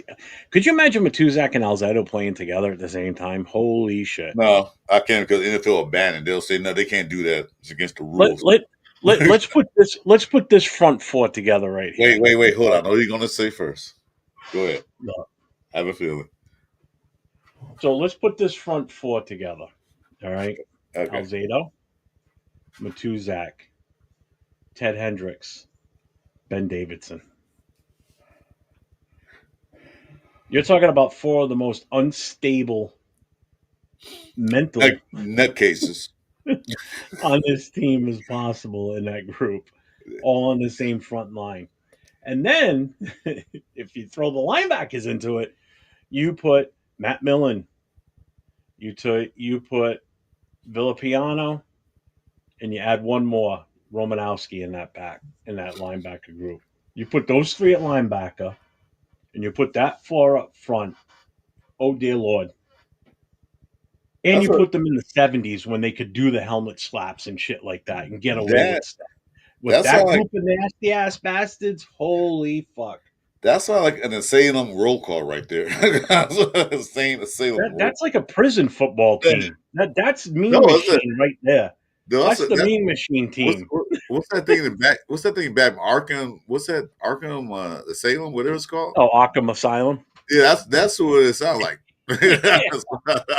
I mean, could you imagine that in the '70s with that group of five guys, seven guys, Could you imagine that now, with in the '70s where you could get away with that shit? Oh my bro? lord! Can you imagine that group now, even The with the teams would rules? not want to even come out on the field. Offenses wouldn't want to come out on the field. Fran Tarkenton, perfect example. Look at how he ran around, he was a scrambler before the scrambling quarterbacks were even He a was. thing. Yeah. Now, people can disagree with me all they want, but he was. He He was was. one of the greatest scramblers of all time back there. Mhm. He would be running for his life, screaming, trying to get away from that group because he knows they're going to eat him alive. I could Oh my imagine. god! I can imagine them playing against Mahomes, man. He probably wouldn't go out there. He probably Oh, start crying on. I don't want to play. Miss Piggy would be single because Kermit be dead. You They'd was. be I don't flying want up them frog legs on the sideline. You say, Coach, I Holy broke my. shit! You say, Coach, I broke my fingernail. I can't throw the ball. I don't want to go out there. Put in Minshew now. Even a running back, if he knows it's a running play and he's getting the ball, he's sitting back there like this. So like, what the fuck? Which way to? No, no, no. That's crazy. Oh my god! I wish So we could just. we covered the linemen, and we have some greats and not so greats. So, well, what do you think now? Want to talk about linebackers? Oh hell yeah! It's time for moving into the linebackers. So here we go, One by linebackers. us. My favorite defensive people. Yes, it is. So I know we brought some of these names up, but because the way the league played the position or handled the position and teams use the position, you're going to see a name on here that actually was slated as a linebacker, but because of how he played, he kind of was like an edge rusher. Yeah, Um, Ted yeah, Hendricks, that's the first one that comes to mind. yeah. Um, so we'll just run through the list real quick here. So you've got guys like Ted Hendricks, Villapiano, Matt Millen, Mhm. your favorite Rod Martin, Yes, sir. Kirk Morrison, Greg Beekert, Thomas Howard, and Robert Thomas, um, and Bill Romanowski. I mean, those are the guys that kind of come to the forefront when you think of the linebackers through the rate for the Raiders through the years. 2 years, You yeah. know, you're starting from the '70s, working your way up to the 2000s, because Thomas Howard and Robert Thomas were in that 2000s bracket. Mhm. And they were more of like the speedy type linebackers. You know, um, Kirk Morrison was another one from the 2000s. Um, you know, he was a really good linebacker for us in that time frame. He was steady, reliable, the whole 9 yards. He didn't have the speed of Howard or Thomas, um, but he was still one of the best we had. Without a doubt. Um, if we look at like if we start with we'll start with your guy. Why don't you talk about Rod Martin? And we'll go from there with him. All I'm saying, Rod Martin just because I played linebacker, and you play a certain position, you look at a position on the football teams. I thought his play style, the way he played, he was always in the play. He was always around the ball. And man, he looked vicious out there, man. The way he hit, the way he was a sure tackler, what I like. Hmm. He get your hands on you, you're going down, or he gonna hold you up so some else can come pop you. And what that vision is, you'll think that Rob Martin's one of those like you see him walking down the street. Hey, you Rob Martin. You think he'll like just walk past you. Dude. No, he will stop and say something to you. How you doing? With everything else. Then to me, he was a real person. That's why he's my favorite player of Raiders of all time. I respect the guy 100%. I thought he was one of our great linebackers of all time. To be honest with you, Mm-hmm. um, he had a tremendous Super Bowl. Yeah, There's no three two ways interceptions. about that. Three You know, interceptions. Yeah. Yeah, 3 interceptions in one game. I mean, it's like, Better than Jesus some Christ. cornerbacks. Some cornerbacks who didn't get that D back. So yeah, No, no. So he came into the league in '77. So he missed the Super Bowl, just missed our the first Super Bowl. Super Bowl by one season. He would have played in all three Yeah, if he would have come out 1 year earlier, obviously. just missed it. Uh, yeah, really, seriously. He was a 12th round pick back when the NFL had 12 rounds. He was number 317 overall in the '77 draft. Um, and he wasn't. You can remember at that time frame, the sizes were different. Like Mm-hmm. the guys weren't really huge. I mean, he was tall, 6'2". I mean, that's not a short dude. He was That's six almost foot like two. average. That's average Yeah, height. he's 6'2", 218 was his play weight. Um, and he came from. You're a USC fan, right? Oh yeah, Yeah, I mean, and that's the other thing for you. Another reason I think why you liked him so much too is the fact that he's yeah. That's from right probably there. that's You some of know, it. yeah, you know. So, um, so again, he was a rookie in '77. He has. Let me look at his stats. So even for a linebacker, he's got 56 and a half career sacks. Mhm. That's impressive. That's You yeah. know, one year, 1981, he had 10. These are the 2 years he had the most. He had 10 sacks in 1981, and he had 11 in 1984. Um, but you got to look at in his case, with linebackers, it's more about the tackles and um, you Just know like mostly what stopping they the do. run. Yeah, Just mostly was exactly. linebackers thing, backing up the line of scrimmage. That's what I call linebackers. Yeah, So and even interceptions. I mean, he had 14 interceptions throughout his career. He was a Raider from start to finish. hmm When was with Oakland, and then when we made the move to LA, he was part of that group too. hmm So he was Raider through and through from '77 to 1988. So I mean, he's one of those extremely respected players because he stayed here his whole life. He stayed his whole career. Yeah. Yeah, yeah, and that he's a true through and through Raider. There. When you Yeah, think I of say Raider, he's one of the definition. He's one. If you say once Raiders, always Raiders, his picture's right next to that. oh He's one hell of yeah, those guys. yeah, yeah. I'm trying to find where's his tackles listed. Does it even show that? Um, no, it doesn't. His tackles. Let me see. Let's see if I can find it. I'm shocked it doesn't show that. Uh, Would have thought I would have put that in there, but I guess not. wait. No, I don't. Am I looking at? It don't show his tackles. Hmm. Wait a minute. Wait. Nope. Yeah, and again, he was always listed as like a clutch player too. Like you could always count on him to be around the ball, um, regardless of where he was in the field. Yeah, He wasn't the fastest, but man, he could play. he always made that key stop. Teams trying to go for it. He made that key stop. Yeah, He was always yeah, right there. That's why I like him so much because he was always involved in the plays. He didn't take no plays off. yeah. Yeah, that's my favorite guy. Let's get back to let's see. Yeah, Beakert's in there too. See, 80, 81 season, there may have been a Matuzak and Alzado combo. Yeah, I'm not sure. I'd have to double check the stats on that. What's up, Freddie? Hey, Freddie. Bill Yeah, Romo. Bill Romo, Matt Matt Millen. Millen, Yeah. Rod Martin, my favorite defender, along with Lester Hayes. Mm-hmm. Yeah, in a few weeks we'll be doing the secondary. So yeah, that name you'll be hearing that name again many times, I'm sure. Yeah, we're doing Uh, D-backs next week, right? Not next week, but week after next. yeah, because next week The draft. we're gonna recap draft past drafts for the Raiders. Right. That'll be a fun one.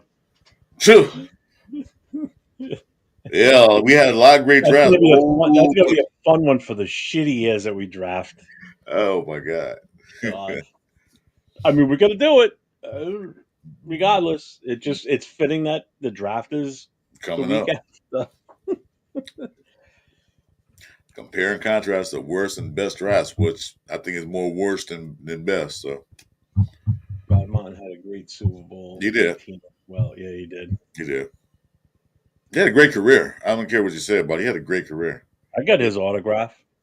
I see. I wish I would have, and I had a chance to, and I didn't. I wasn't. I I wasn't with that. What's you call? I lived in LA, so I wasn't a stargazer because you see him all the time, so you don't think about it. yeah, And then you see him, hey, you talk to him, blah blah, and you move on. And like, damn, I could get all these guys autographs when I was a nigga. I was at the Coliseum all the time because USC was right there. I was hanging out there too. But you don't think about it. Freddie, we're only talking Raiders tonight. We're talking Raiders history. Besides that, that's the Browns. We don't care. Yeah, we're not talking about current football days right now. Yeah, we're doing old school stuff. Yeah. The old guys. So next up, would Ted Hendricks again? We kind of talked about him a little bit earlier on. Obviously his nickname was the Mad Stork. Mm-hmm. And he was dominating in his time. He's a Hall of Famer. That's Mm-hmm. another one. And that's the other thing too. Rod Martin needs to be in the Hall of Fame. I don't know how that hasn't happened yet. Nope. There are a few guys that we didn't have a show about who should be, who should not be in the Hall of Fame, but that's another show. But yeah, he should be, but of course not. No, I mean we're going to be biased. We're just going to sit here and read through the roster every year of every Raider player ever in existence. Every Raider player should be in the Hall of Fame. No, we can do that though. We can definitely do that. We can Well, discuss. And I want to do that too. When we can do the year of the inductees and where the Raiders stood and well, I yeah, said, like okay, when it gets to the Saturday before the Hall of Fame game, we can do the whole induction thing. The week before, we can talk about um, Hall of Famers for the Raiders that are in the Hall of Fame and who should be in the Hall of Fame. So that'll be a show for the future for sure. See, good, awesome. good idea. Yeah, I'm Um, glad. I'm glad you made me think of it. yeah, good job. See, we're working right. Ted Hendricks, like I said, the Mad Stork. I mean, the guy was a character. He If you was. ever watched any of his antics, whether it be on the sideline or in games, I mean, the guy he was unique. He was original. I mean, he's one of a kind. You Um, watch him like he enjoyed playing football. You know what? It wasn't all about the yeah, money for him. He just enjoyed the fun, I can't say that word, the friendship and all that stuff around the team. He just tell he enjoyed it. But don't get on his bad side. You do not want to piss him off. no, I had the luxury of meeting him years ago. Shit, probably like around maybe 1990. They used to do a Special Olympics like cavalcade of stars that would come Right. around, and they would go to the Providence Civic Center, which is like a major arena around here. Oh. Uh, and it would be like, Muhammad Ali would be there, a bunch of pro wrestlers would be there, retired football players, baseball players, and he was there, and that's one of the reasons I went was because Ted Hendricks was going to be there. I got to find it. I've got a picture of him and I, together at that event, and you pay X amount of dollars to get your picture taken with them. But back then it was all, it was Polaroids because it was an instant photo, so you could go home with it. So I brought a bunch of my, huh? Yeah. I just So remember I brought a, Polaroid. yeah, it was a Polaroid, I like, remember Polaroid. see And you got that sound, slap right? it and we get You to dry heard the it out. sound, you know exactly what I'm talking about, Yeah, you have right? to do that this to dry it like Yeah, and you're doing this with the film afterwards. Yep, holding it, standing there like this. Yeah. And he autographed the picture. And then I brought a bunch of my football cards with me, and he autographed a bunch of those, and I gave a couple to my best friend, who's a Raiders fan to this day, the two of us. And when I look back at that picture and I look at what he was wearing, now I understand fully how fucking warped this guy was in the head. So he had on if I remember correctly, it was a blue blazer, but it was corduroy. That I remember. mm-hmm, The pants were, remember the old Sunday cartoons in the the Sunday paper, how it was all colored, obviously. You mm-hmm. know, basically take a bunch of those and make a pair of pants out of them. That's Right. pretty much what he was. I mean, they were cloth, they weren't newspaper, but that's the images that were on his pants that day.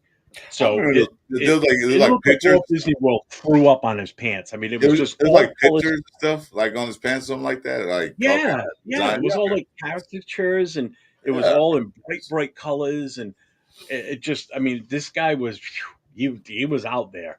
Uh, Great guy though. I mean, he towered over me, and I'm 6 feet, and I'm looking up at him while we're standing there. You Yeah. know, so yeah, I still got that picture, and I got the cards all still autographed by him. They're all in my little pockets. But yeah, that was cool to meet him. Definitely, definitely. Mm. But yeah, he was a weird one, man.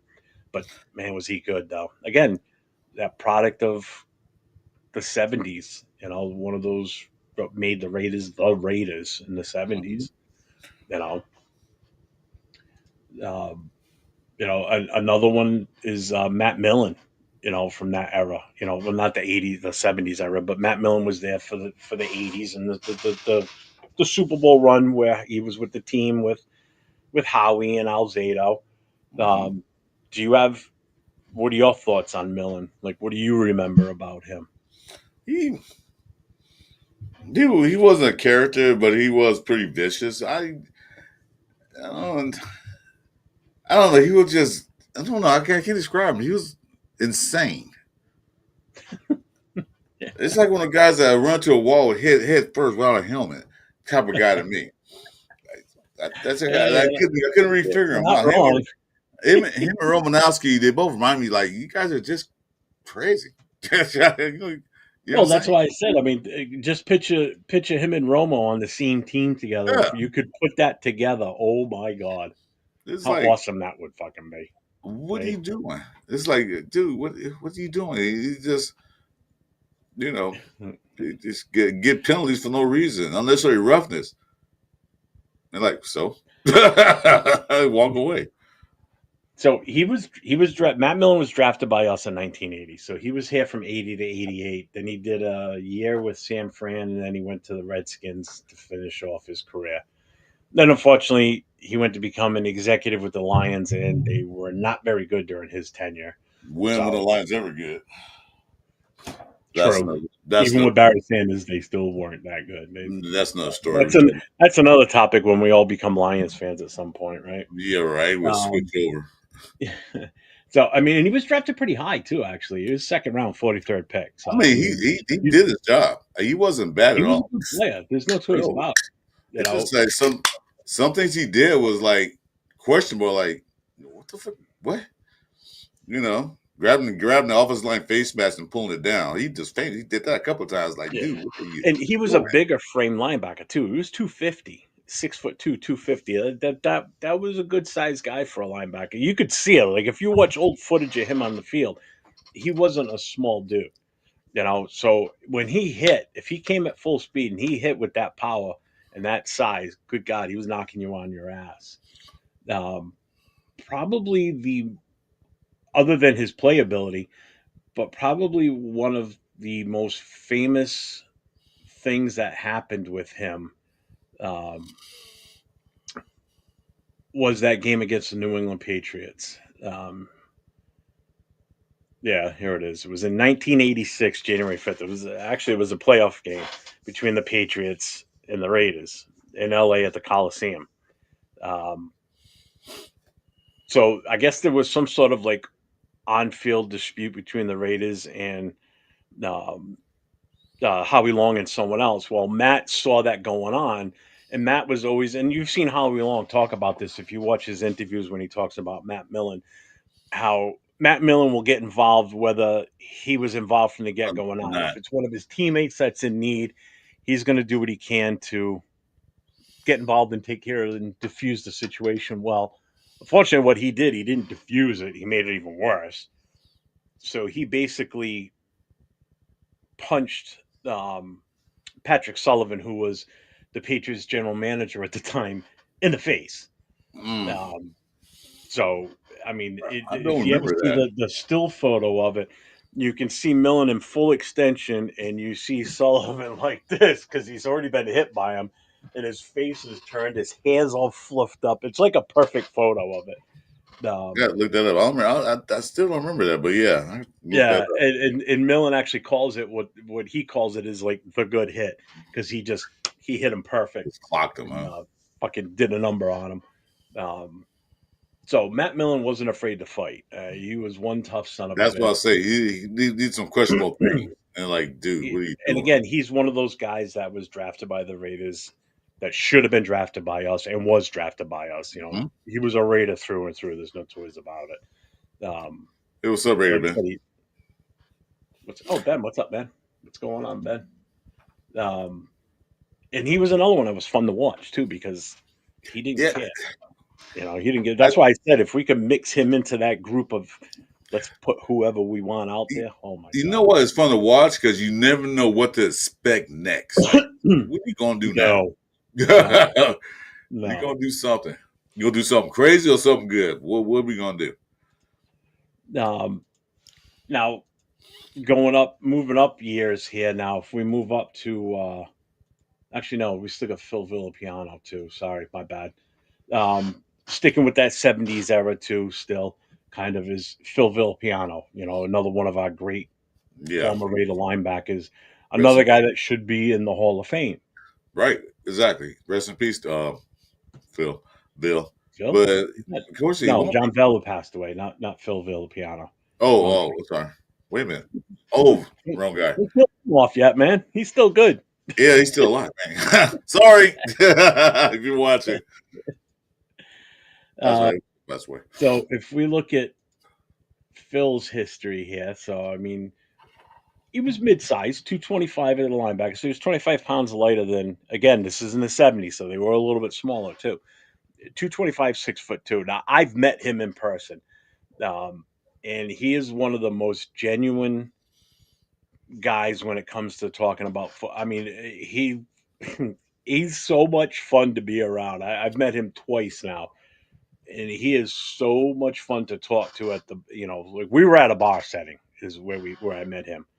It was for a pregame party for the Raiders versus the Giants, and I'm standing at the bar, and all of a sudden he comes walking over and he stands next to me, and him and I start talking. I buy him a drink, and we had a video playing of all of like his stuff up on the screen. Mm-hmm.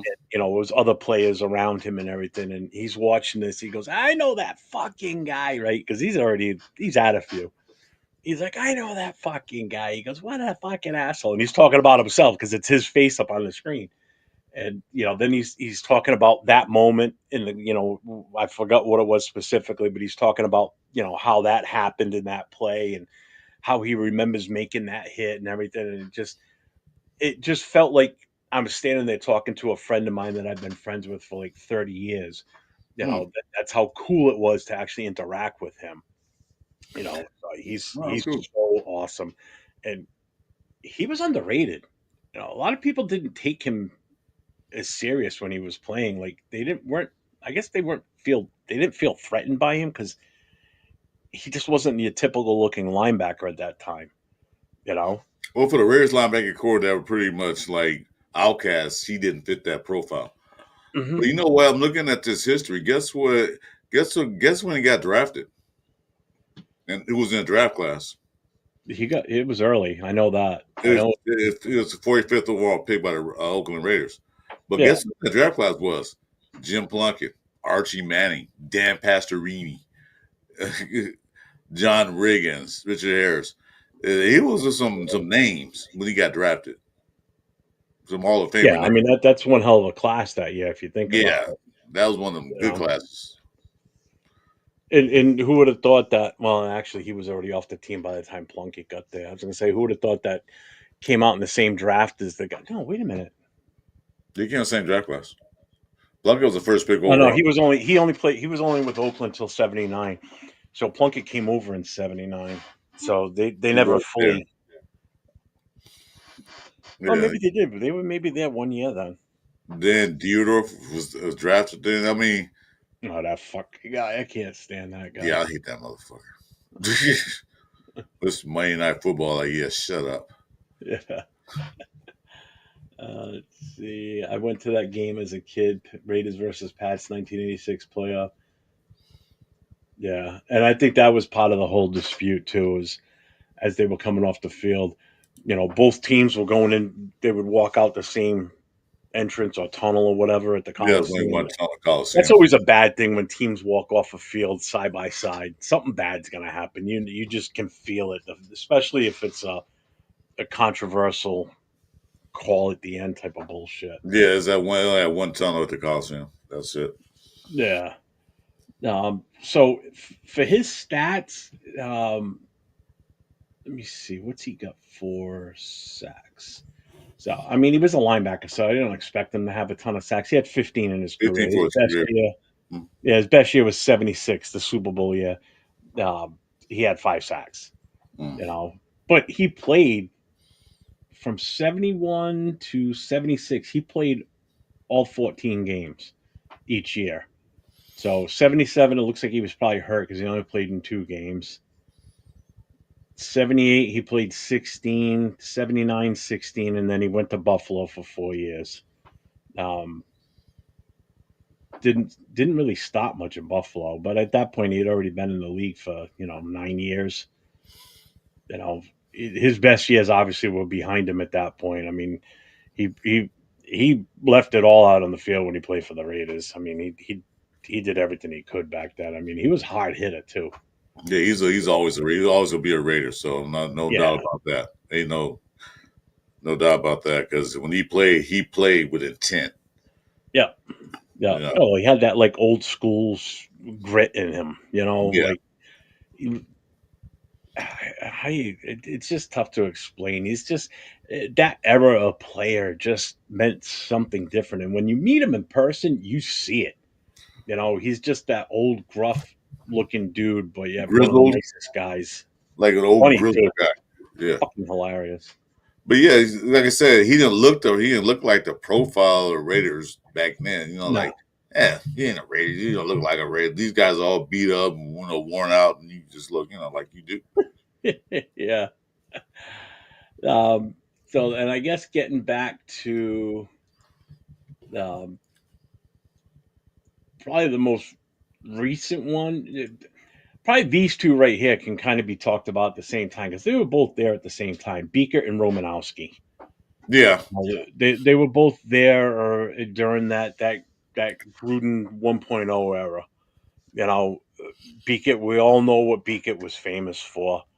Um, Not famous for it, but unfortunately, the outcome was not what we expected. You know, he's the one that recovered the fumble in the famous snow game, tuck the Tuck rule, rule. Yeah, the snow job, the fuck the Patriots can't stand them game, yeah. um, and what basically started the whole No Patriot Patriots run. bullshit from there on. Um, but Beaker, it wasn't Beaker, he, he wasn't a vicious player. Beaker was a very smart player. smart. Yep, Yeah, he was very was intelligent. very I can't say he intelligent. was vicious like some linebackers we mentioned before. He wasn't necessarily the hardest hitter and necessarily all that stuff, but the man had smarts. He knew Yeah, exactly where to be at the right time. I'll give him that. yeah. And then again, we already kind of talked about Romanowski a little bit. Yeah. Um, Romanowski again, I still feel as though that's a guy that was bred to be a Raider from day one. Oh, it was out of control as soon as he got here. Yeah, He wasn't got in a and fight.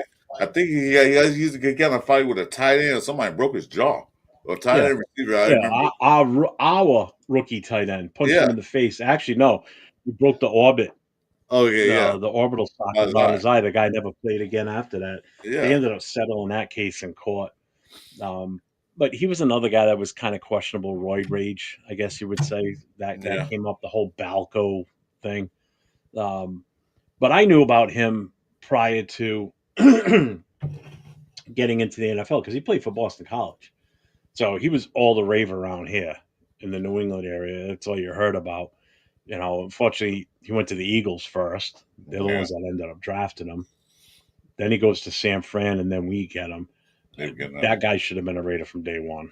I Yeah, mean, we should have drafted him he's right. another one that was just fucking crazy. I mean, when you punch your own teammate in the eye and break his face, Breakers basically broke his broke his face. face.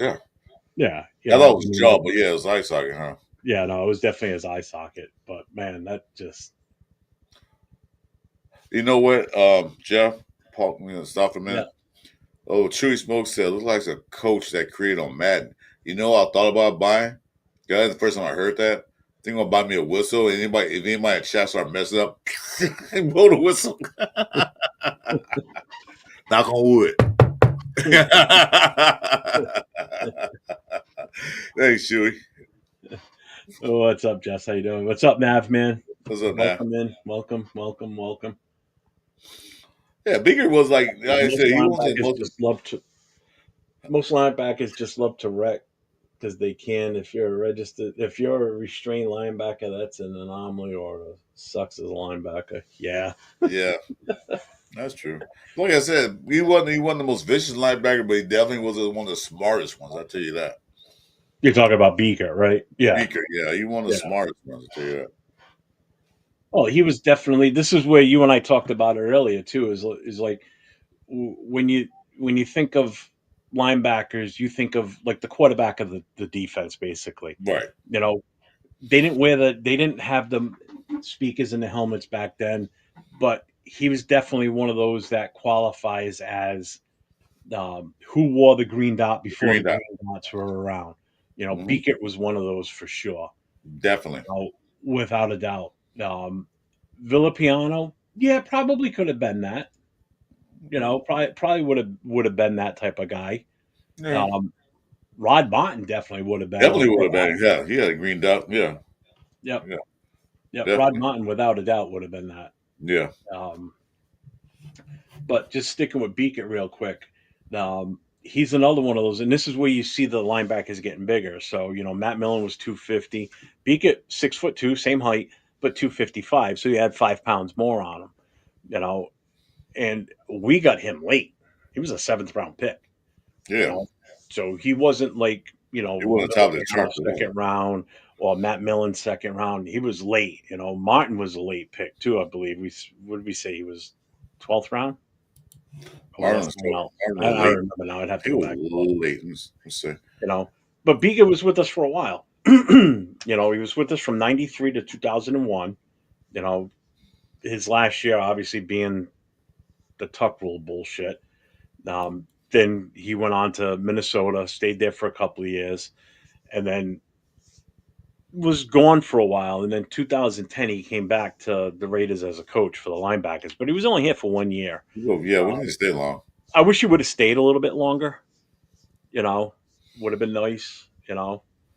But I always liked I him. think that's when didn't they change regimes or something like that? Everything changed. They kicked everybody Who out. knows? We changed so many times in the 2000s. Who True, to fucking keep track of which coach was where at 2010 without looking it up true.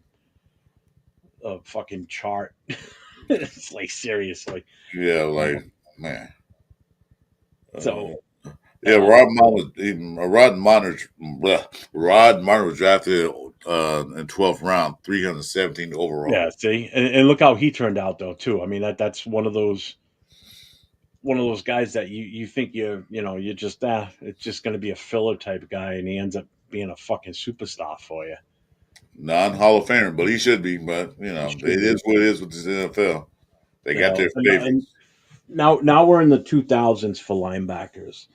So now you're looking at guys like Kirk Morrison, um, Thomas Howard, Robert Thomas. These guys that were in that 2000s block. The early 2000s, basically. Like Kirk Morrison, another guy, 6'2", 245, a third round pick for him. He was only with us for a few years though. We didn't have him long term, but he was good while he was here. We had him from Mhm. '04 to '09. Then he went to Jacksonville for a year, and then he 2 years in Buffalo. So he didn't have a long NFL career, um, but he was still fucking good for us. You didn't mention Didn't have a Napoleon shit Harris. ton of, huh? Napoleon Harris. Uh, He was no, there. we're talking Kirk Morrison. No, but I'm saying you say Kurt Morrison, but don't forget to mention Napoleon Harris. I'm telling someone say something about him. But go ahead, Yeah, keep. no, no, no. He's one of the ones I had on this list too. Okay. Um, let's see. He was also here with Thomas Howard was here during that era too because they were both teamed up together. So Morrison started in '07, had an interception in each of his first three games. Yeah, Thomas Howard was here during that time frame. Another guy that, like I said, he good career with us. Just wish he would have been with us a little bit longer. But again, he didn't spend a lot of time in the NFL in general. You know, Yeah. but he was another smart player. Wasn't like the best in the league, but he was still He was a off. he was a green dot. He was the captain of that linebacking corps. So Yeah. yeah, give him that. Let's see, and then we get to where is it? Thomas Howard. I just said his name too, right? Yep, here he is, Thomas Howard. So Thomas Howard, 6'3". We got him in the second round, 38th pick overall. Spent Mhm. 4 years with us in that time frame. So from '06 to 2010. Um, he's passed away. He's gone. Yeah, he's He, gone. he died in 2013. Actually, what did he die of? What was that? Oh, he died in a car crash. Another one. October 18, 2013 was one of two people killed in an Oakland, California high speed crash on Interstate 880. Mm. Ooh, I don't remember that. I don't Damn. remember either. Huh. Yeah, so he played a few years for us and then he went to Cincinnati for 2 years. So his last year playing was 2012. So, I mean, he still would have played a few more years if I guess he didn't have the accident. Um, oh, yeah. So he was signed by the Falcons on October 22nd, 2013, and then released on November 12th. And then 6 days later, he died in an accident. Hmm. So, yeah, so he was still active when he Yeah. passed. Wow, I don't remember that. Still Damn, kind of young too. He wasn't that old, so he's 30 years old. Yep, yeah. yep. So he still a few years left in his career. Yeah, that sucks. He was a Um, fast linebacker. So Frank Webb. So yeah, he was pretty quick on his feet.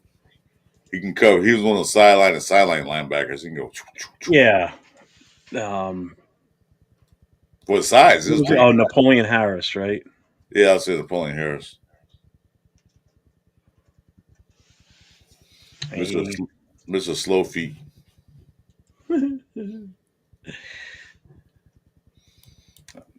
and he played the middle. And he was like, I said, why is this guy playing middle? He's big as he is. He should be playing like on a line or something like that. It was like 255 pounds.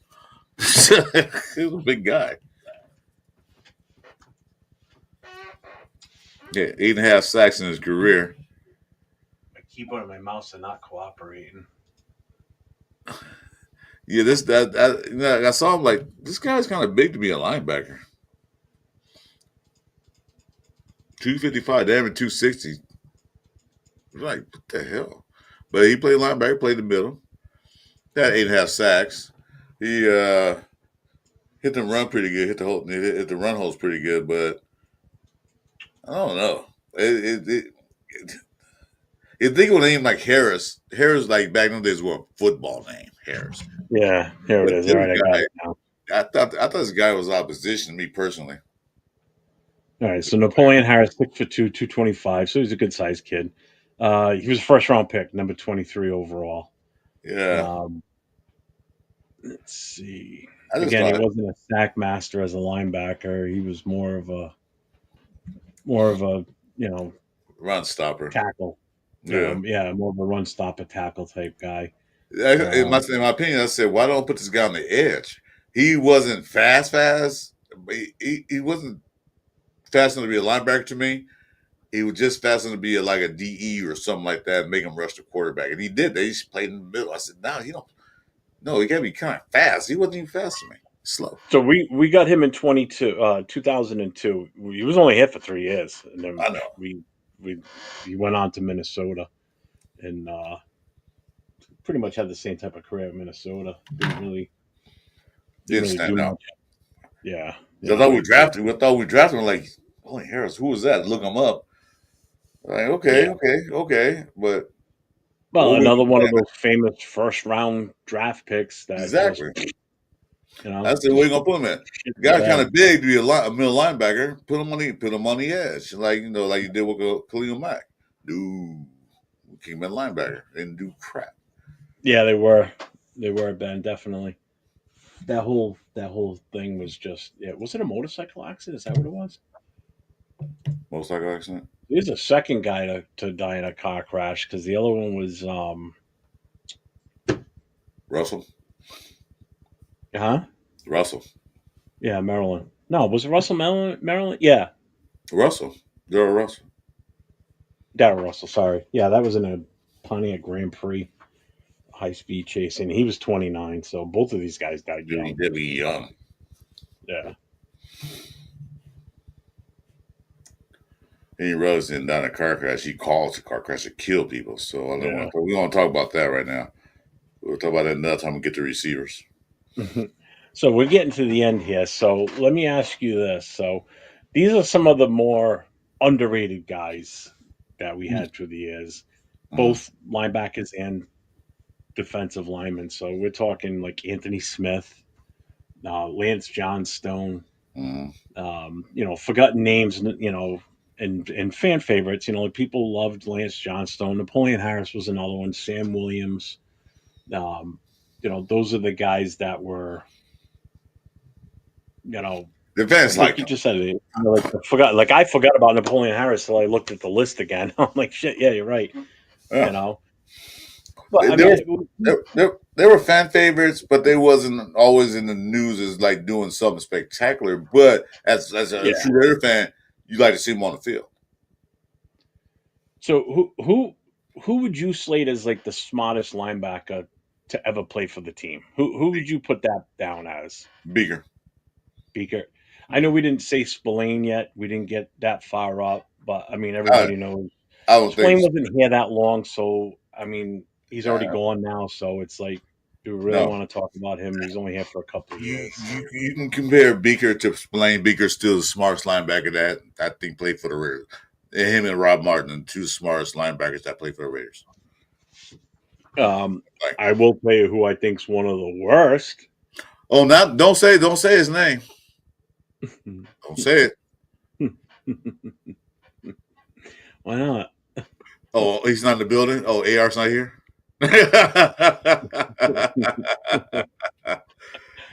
Go ahead and say Uh, it. We know what you're gonna say.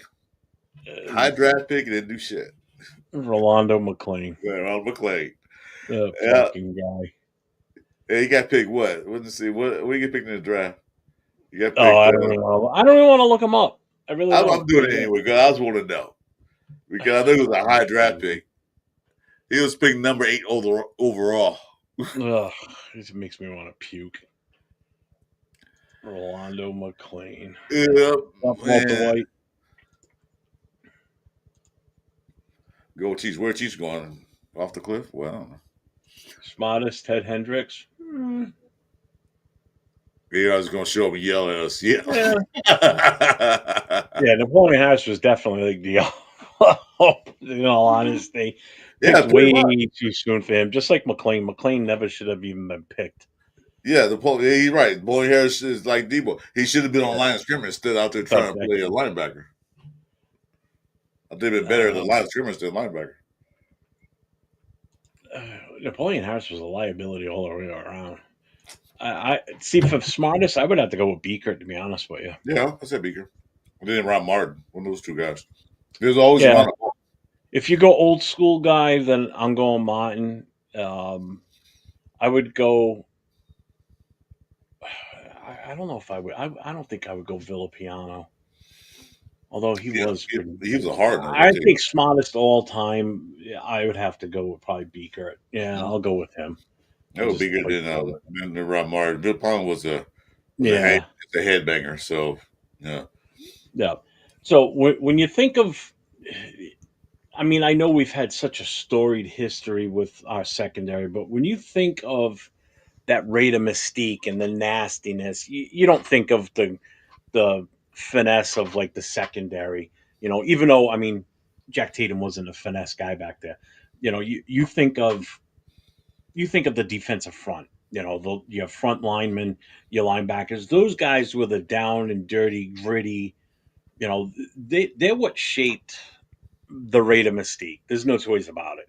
You yeah. know, from the '70s on up until we really didn't have a good defensive front line in the 2000s and the Whew. late 90s. It It was was kind of horrid. you know.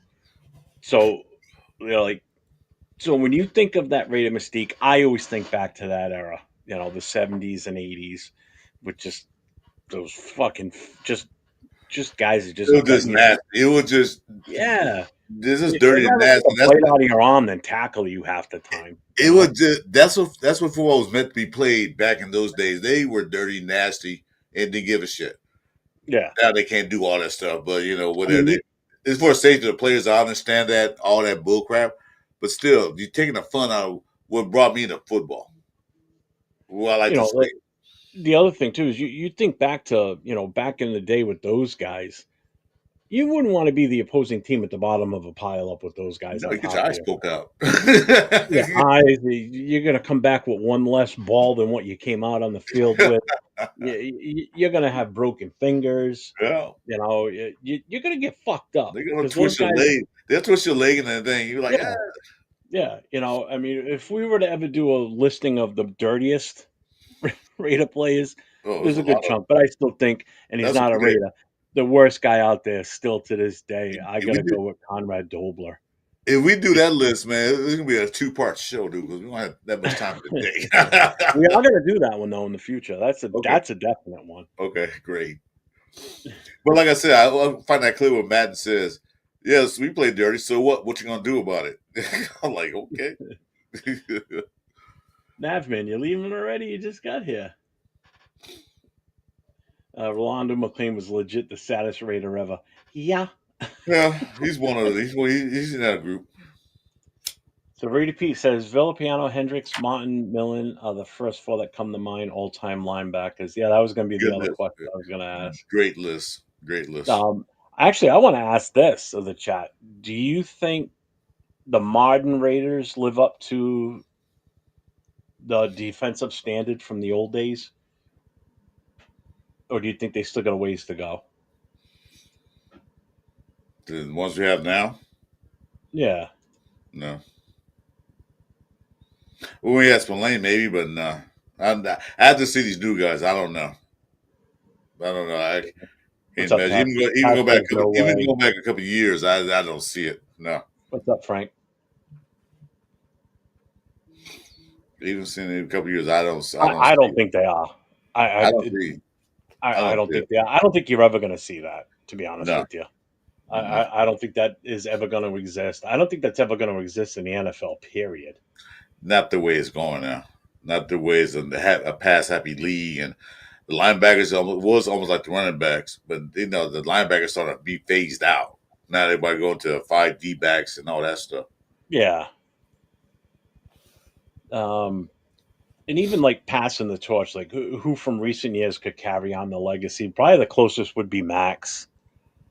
I can't think of anybody else right now um, that could carry on that legacy from that tenacity, that mystique of the Raiders. I mean, Max is. If you look at the team now, he is that. He's the face of the Raider It's the defense. Raiders. Yeah. Technically, he's the face of the Raiders, to be honest with you. Yeah, he's picks the Raiders. Yeah. You know. So Um, Wilkins can't come up to that, but we don't have a short sample, small sample of him. We don't know what he's going to be. When he played in yeah, Miami, he was pretty dominant then, but we don't know because we only had like 5 games. So we got to see where he develops to. Adam Butler just plays hard. I like the way he plays. He plays hard. But we got to see. forgot about McKenzie being a player too. Actually, that's how much of an impression he left on me. I guess Who? Reggie McKenzie. GM? I forgot, to be honest with you. And again, he was on. He was on those decent teams in the '80s. From '85 on, they didn't win anything, but Yeah, they well, were still good, decent teams, especially on the defense side. he was on the Raiders. What? Reggie McKenzie? Oh, Oh, you busting balls? no. Yeah, you fucking asshole. That's how much I remember that. He didn't do What I shit. mean? No, some of these names have everlasting impact as a Raider to me. Some names like, oh yeah, that's right, he was on the team type dude. That's what McKenzie was to me. He goes, nah, I seen Reggie stalking motherfuckers on the field. He was a legit linebacker. I don't remember him that well, I guess, as I far as don't. I mean, I knew he played for us and everything. I get that part, you know. So all right. So I got one more thing I want to bring up. Oh yeah, here it is. So it's kind of a hot take, I guess you could say. Let me lead this to the chat too. Who's the greatest linebacker or defensive lineman in Raiders history? Or one of one. Pick the greatest linebacker to ever play for the Raiders and the greatest defensive lineman to ever play for the Raiders. You can only pick one. One linebacker and one defensive line. You asking the chat, So right? You asking the chat, right? yeah, ask in the chat. No, okay. Ask you too. Go for it. I already named mine, so I'm good. All right. But some people that are here weren't here when we brought it All right. up. For me, it was Townsend lineman, and then Rod Martin. So those two to me were the best.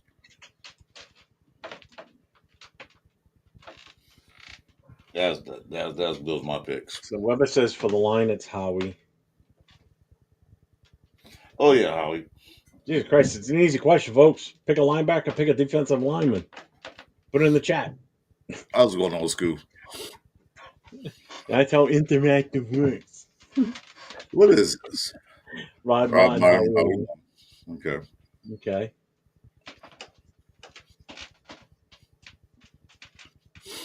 94 linebacker group was tight. Fredrickson, Winston Moss, Greg Beaker. Oh, yeah, I forgot about Fredrickson, too. Ardell. Hey, that man's old lady. What's up? Oh, his name changed. Huh? Linebacker going Hendricks. Okay. Hmm. Me, linebacker. I gotta go. I'm. This is a tough one for me. Rolando I'm gonna McLean. go Matt Millen on linebacker. I thought it was say I'm gonna McLean. go a little out of the box. I'm going Matt Millen, Okay. and I gotta go with Howie. I mean, Howie's been my guy. Mac and Kelly. Okay, that's legit. I'll take Yeah, that's that. good. Yeah. Oh, yeah, area. Yeah, you're right too, Jason. He could have been the Super Bowl MVP. Fuck yeah. We could have been. It didn't matter who was Super Bowl MVP because we won that Super Bowl, so who cares?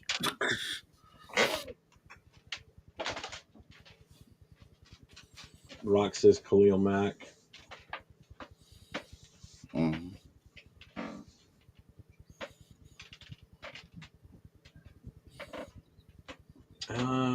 Did Ted have all three Super Bowl rings? You know what? I think Did you he might be come? right. Didn't he miss the 76 one? Was he there? I know we got the 80 and the 84 one, but I don't know. I don't remember getting the. I'm gonna tell you in a second. I'm looking at the gonna look at the rosters right now. There we go. Damn it. My computer's acting stupid. There we go. Ted Hendricks. Ted Hendricks. Where are you? Where are you? That's offense. Let's see. It was. I don't see. Oh yeah, he was. He Oh shit. was. Yeah, he was drafted 1969. Yeah, Yep. he was there Yep. all three of them. Yeah, Yep. He definitely was. yeah, he has Yep. all Good three call. rings. I didn't think he was actually. I thought he missed that year. Yep. He Mm-hmm. was in all three Super Bowl games. Mm-hmm. So he got Wow. all three rings. That's awesome to have. And never be a Hall of Famer. But do you know how many total Super Bowls he won though? Four. Yep. He won with the Colts. Yeah. No, was it the Colts? No, I don't know what it goes, but I know you got four. Fuck man, who was it he else played? Who else did he play with? Yeah, Baltimore.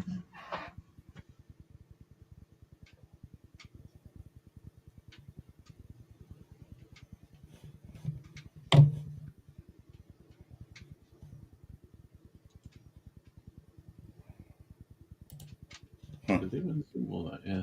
So what's everybody saying? So everybody's saying Colts. Nick Roach was good. Nick Roach. I didn't think about Nick Roach. He was all right. He was serviceable.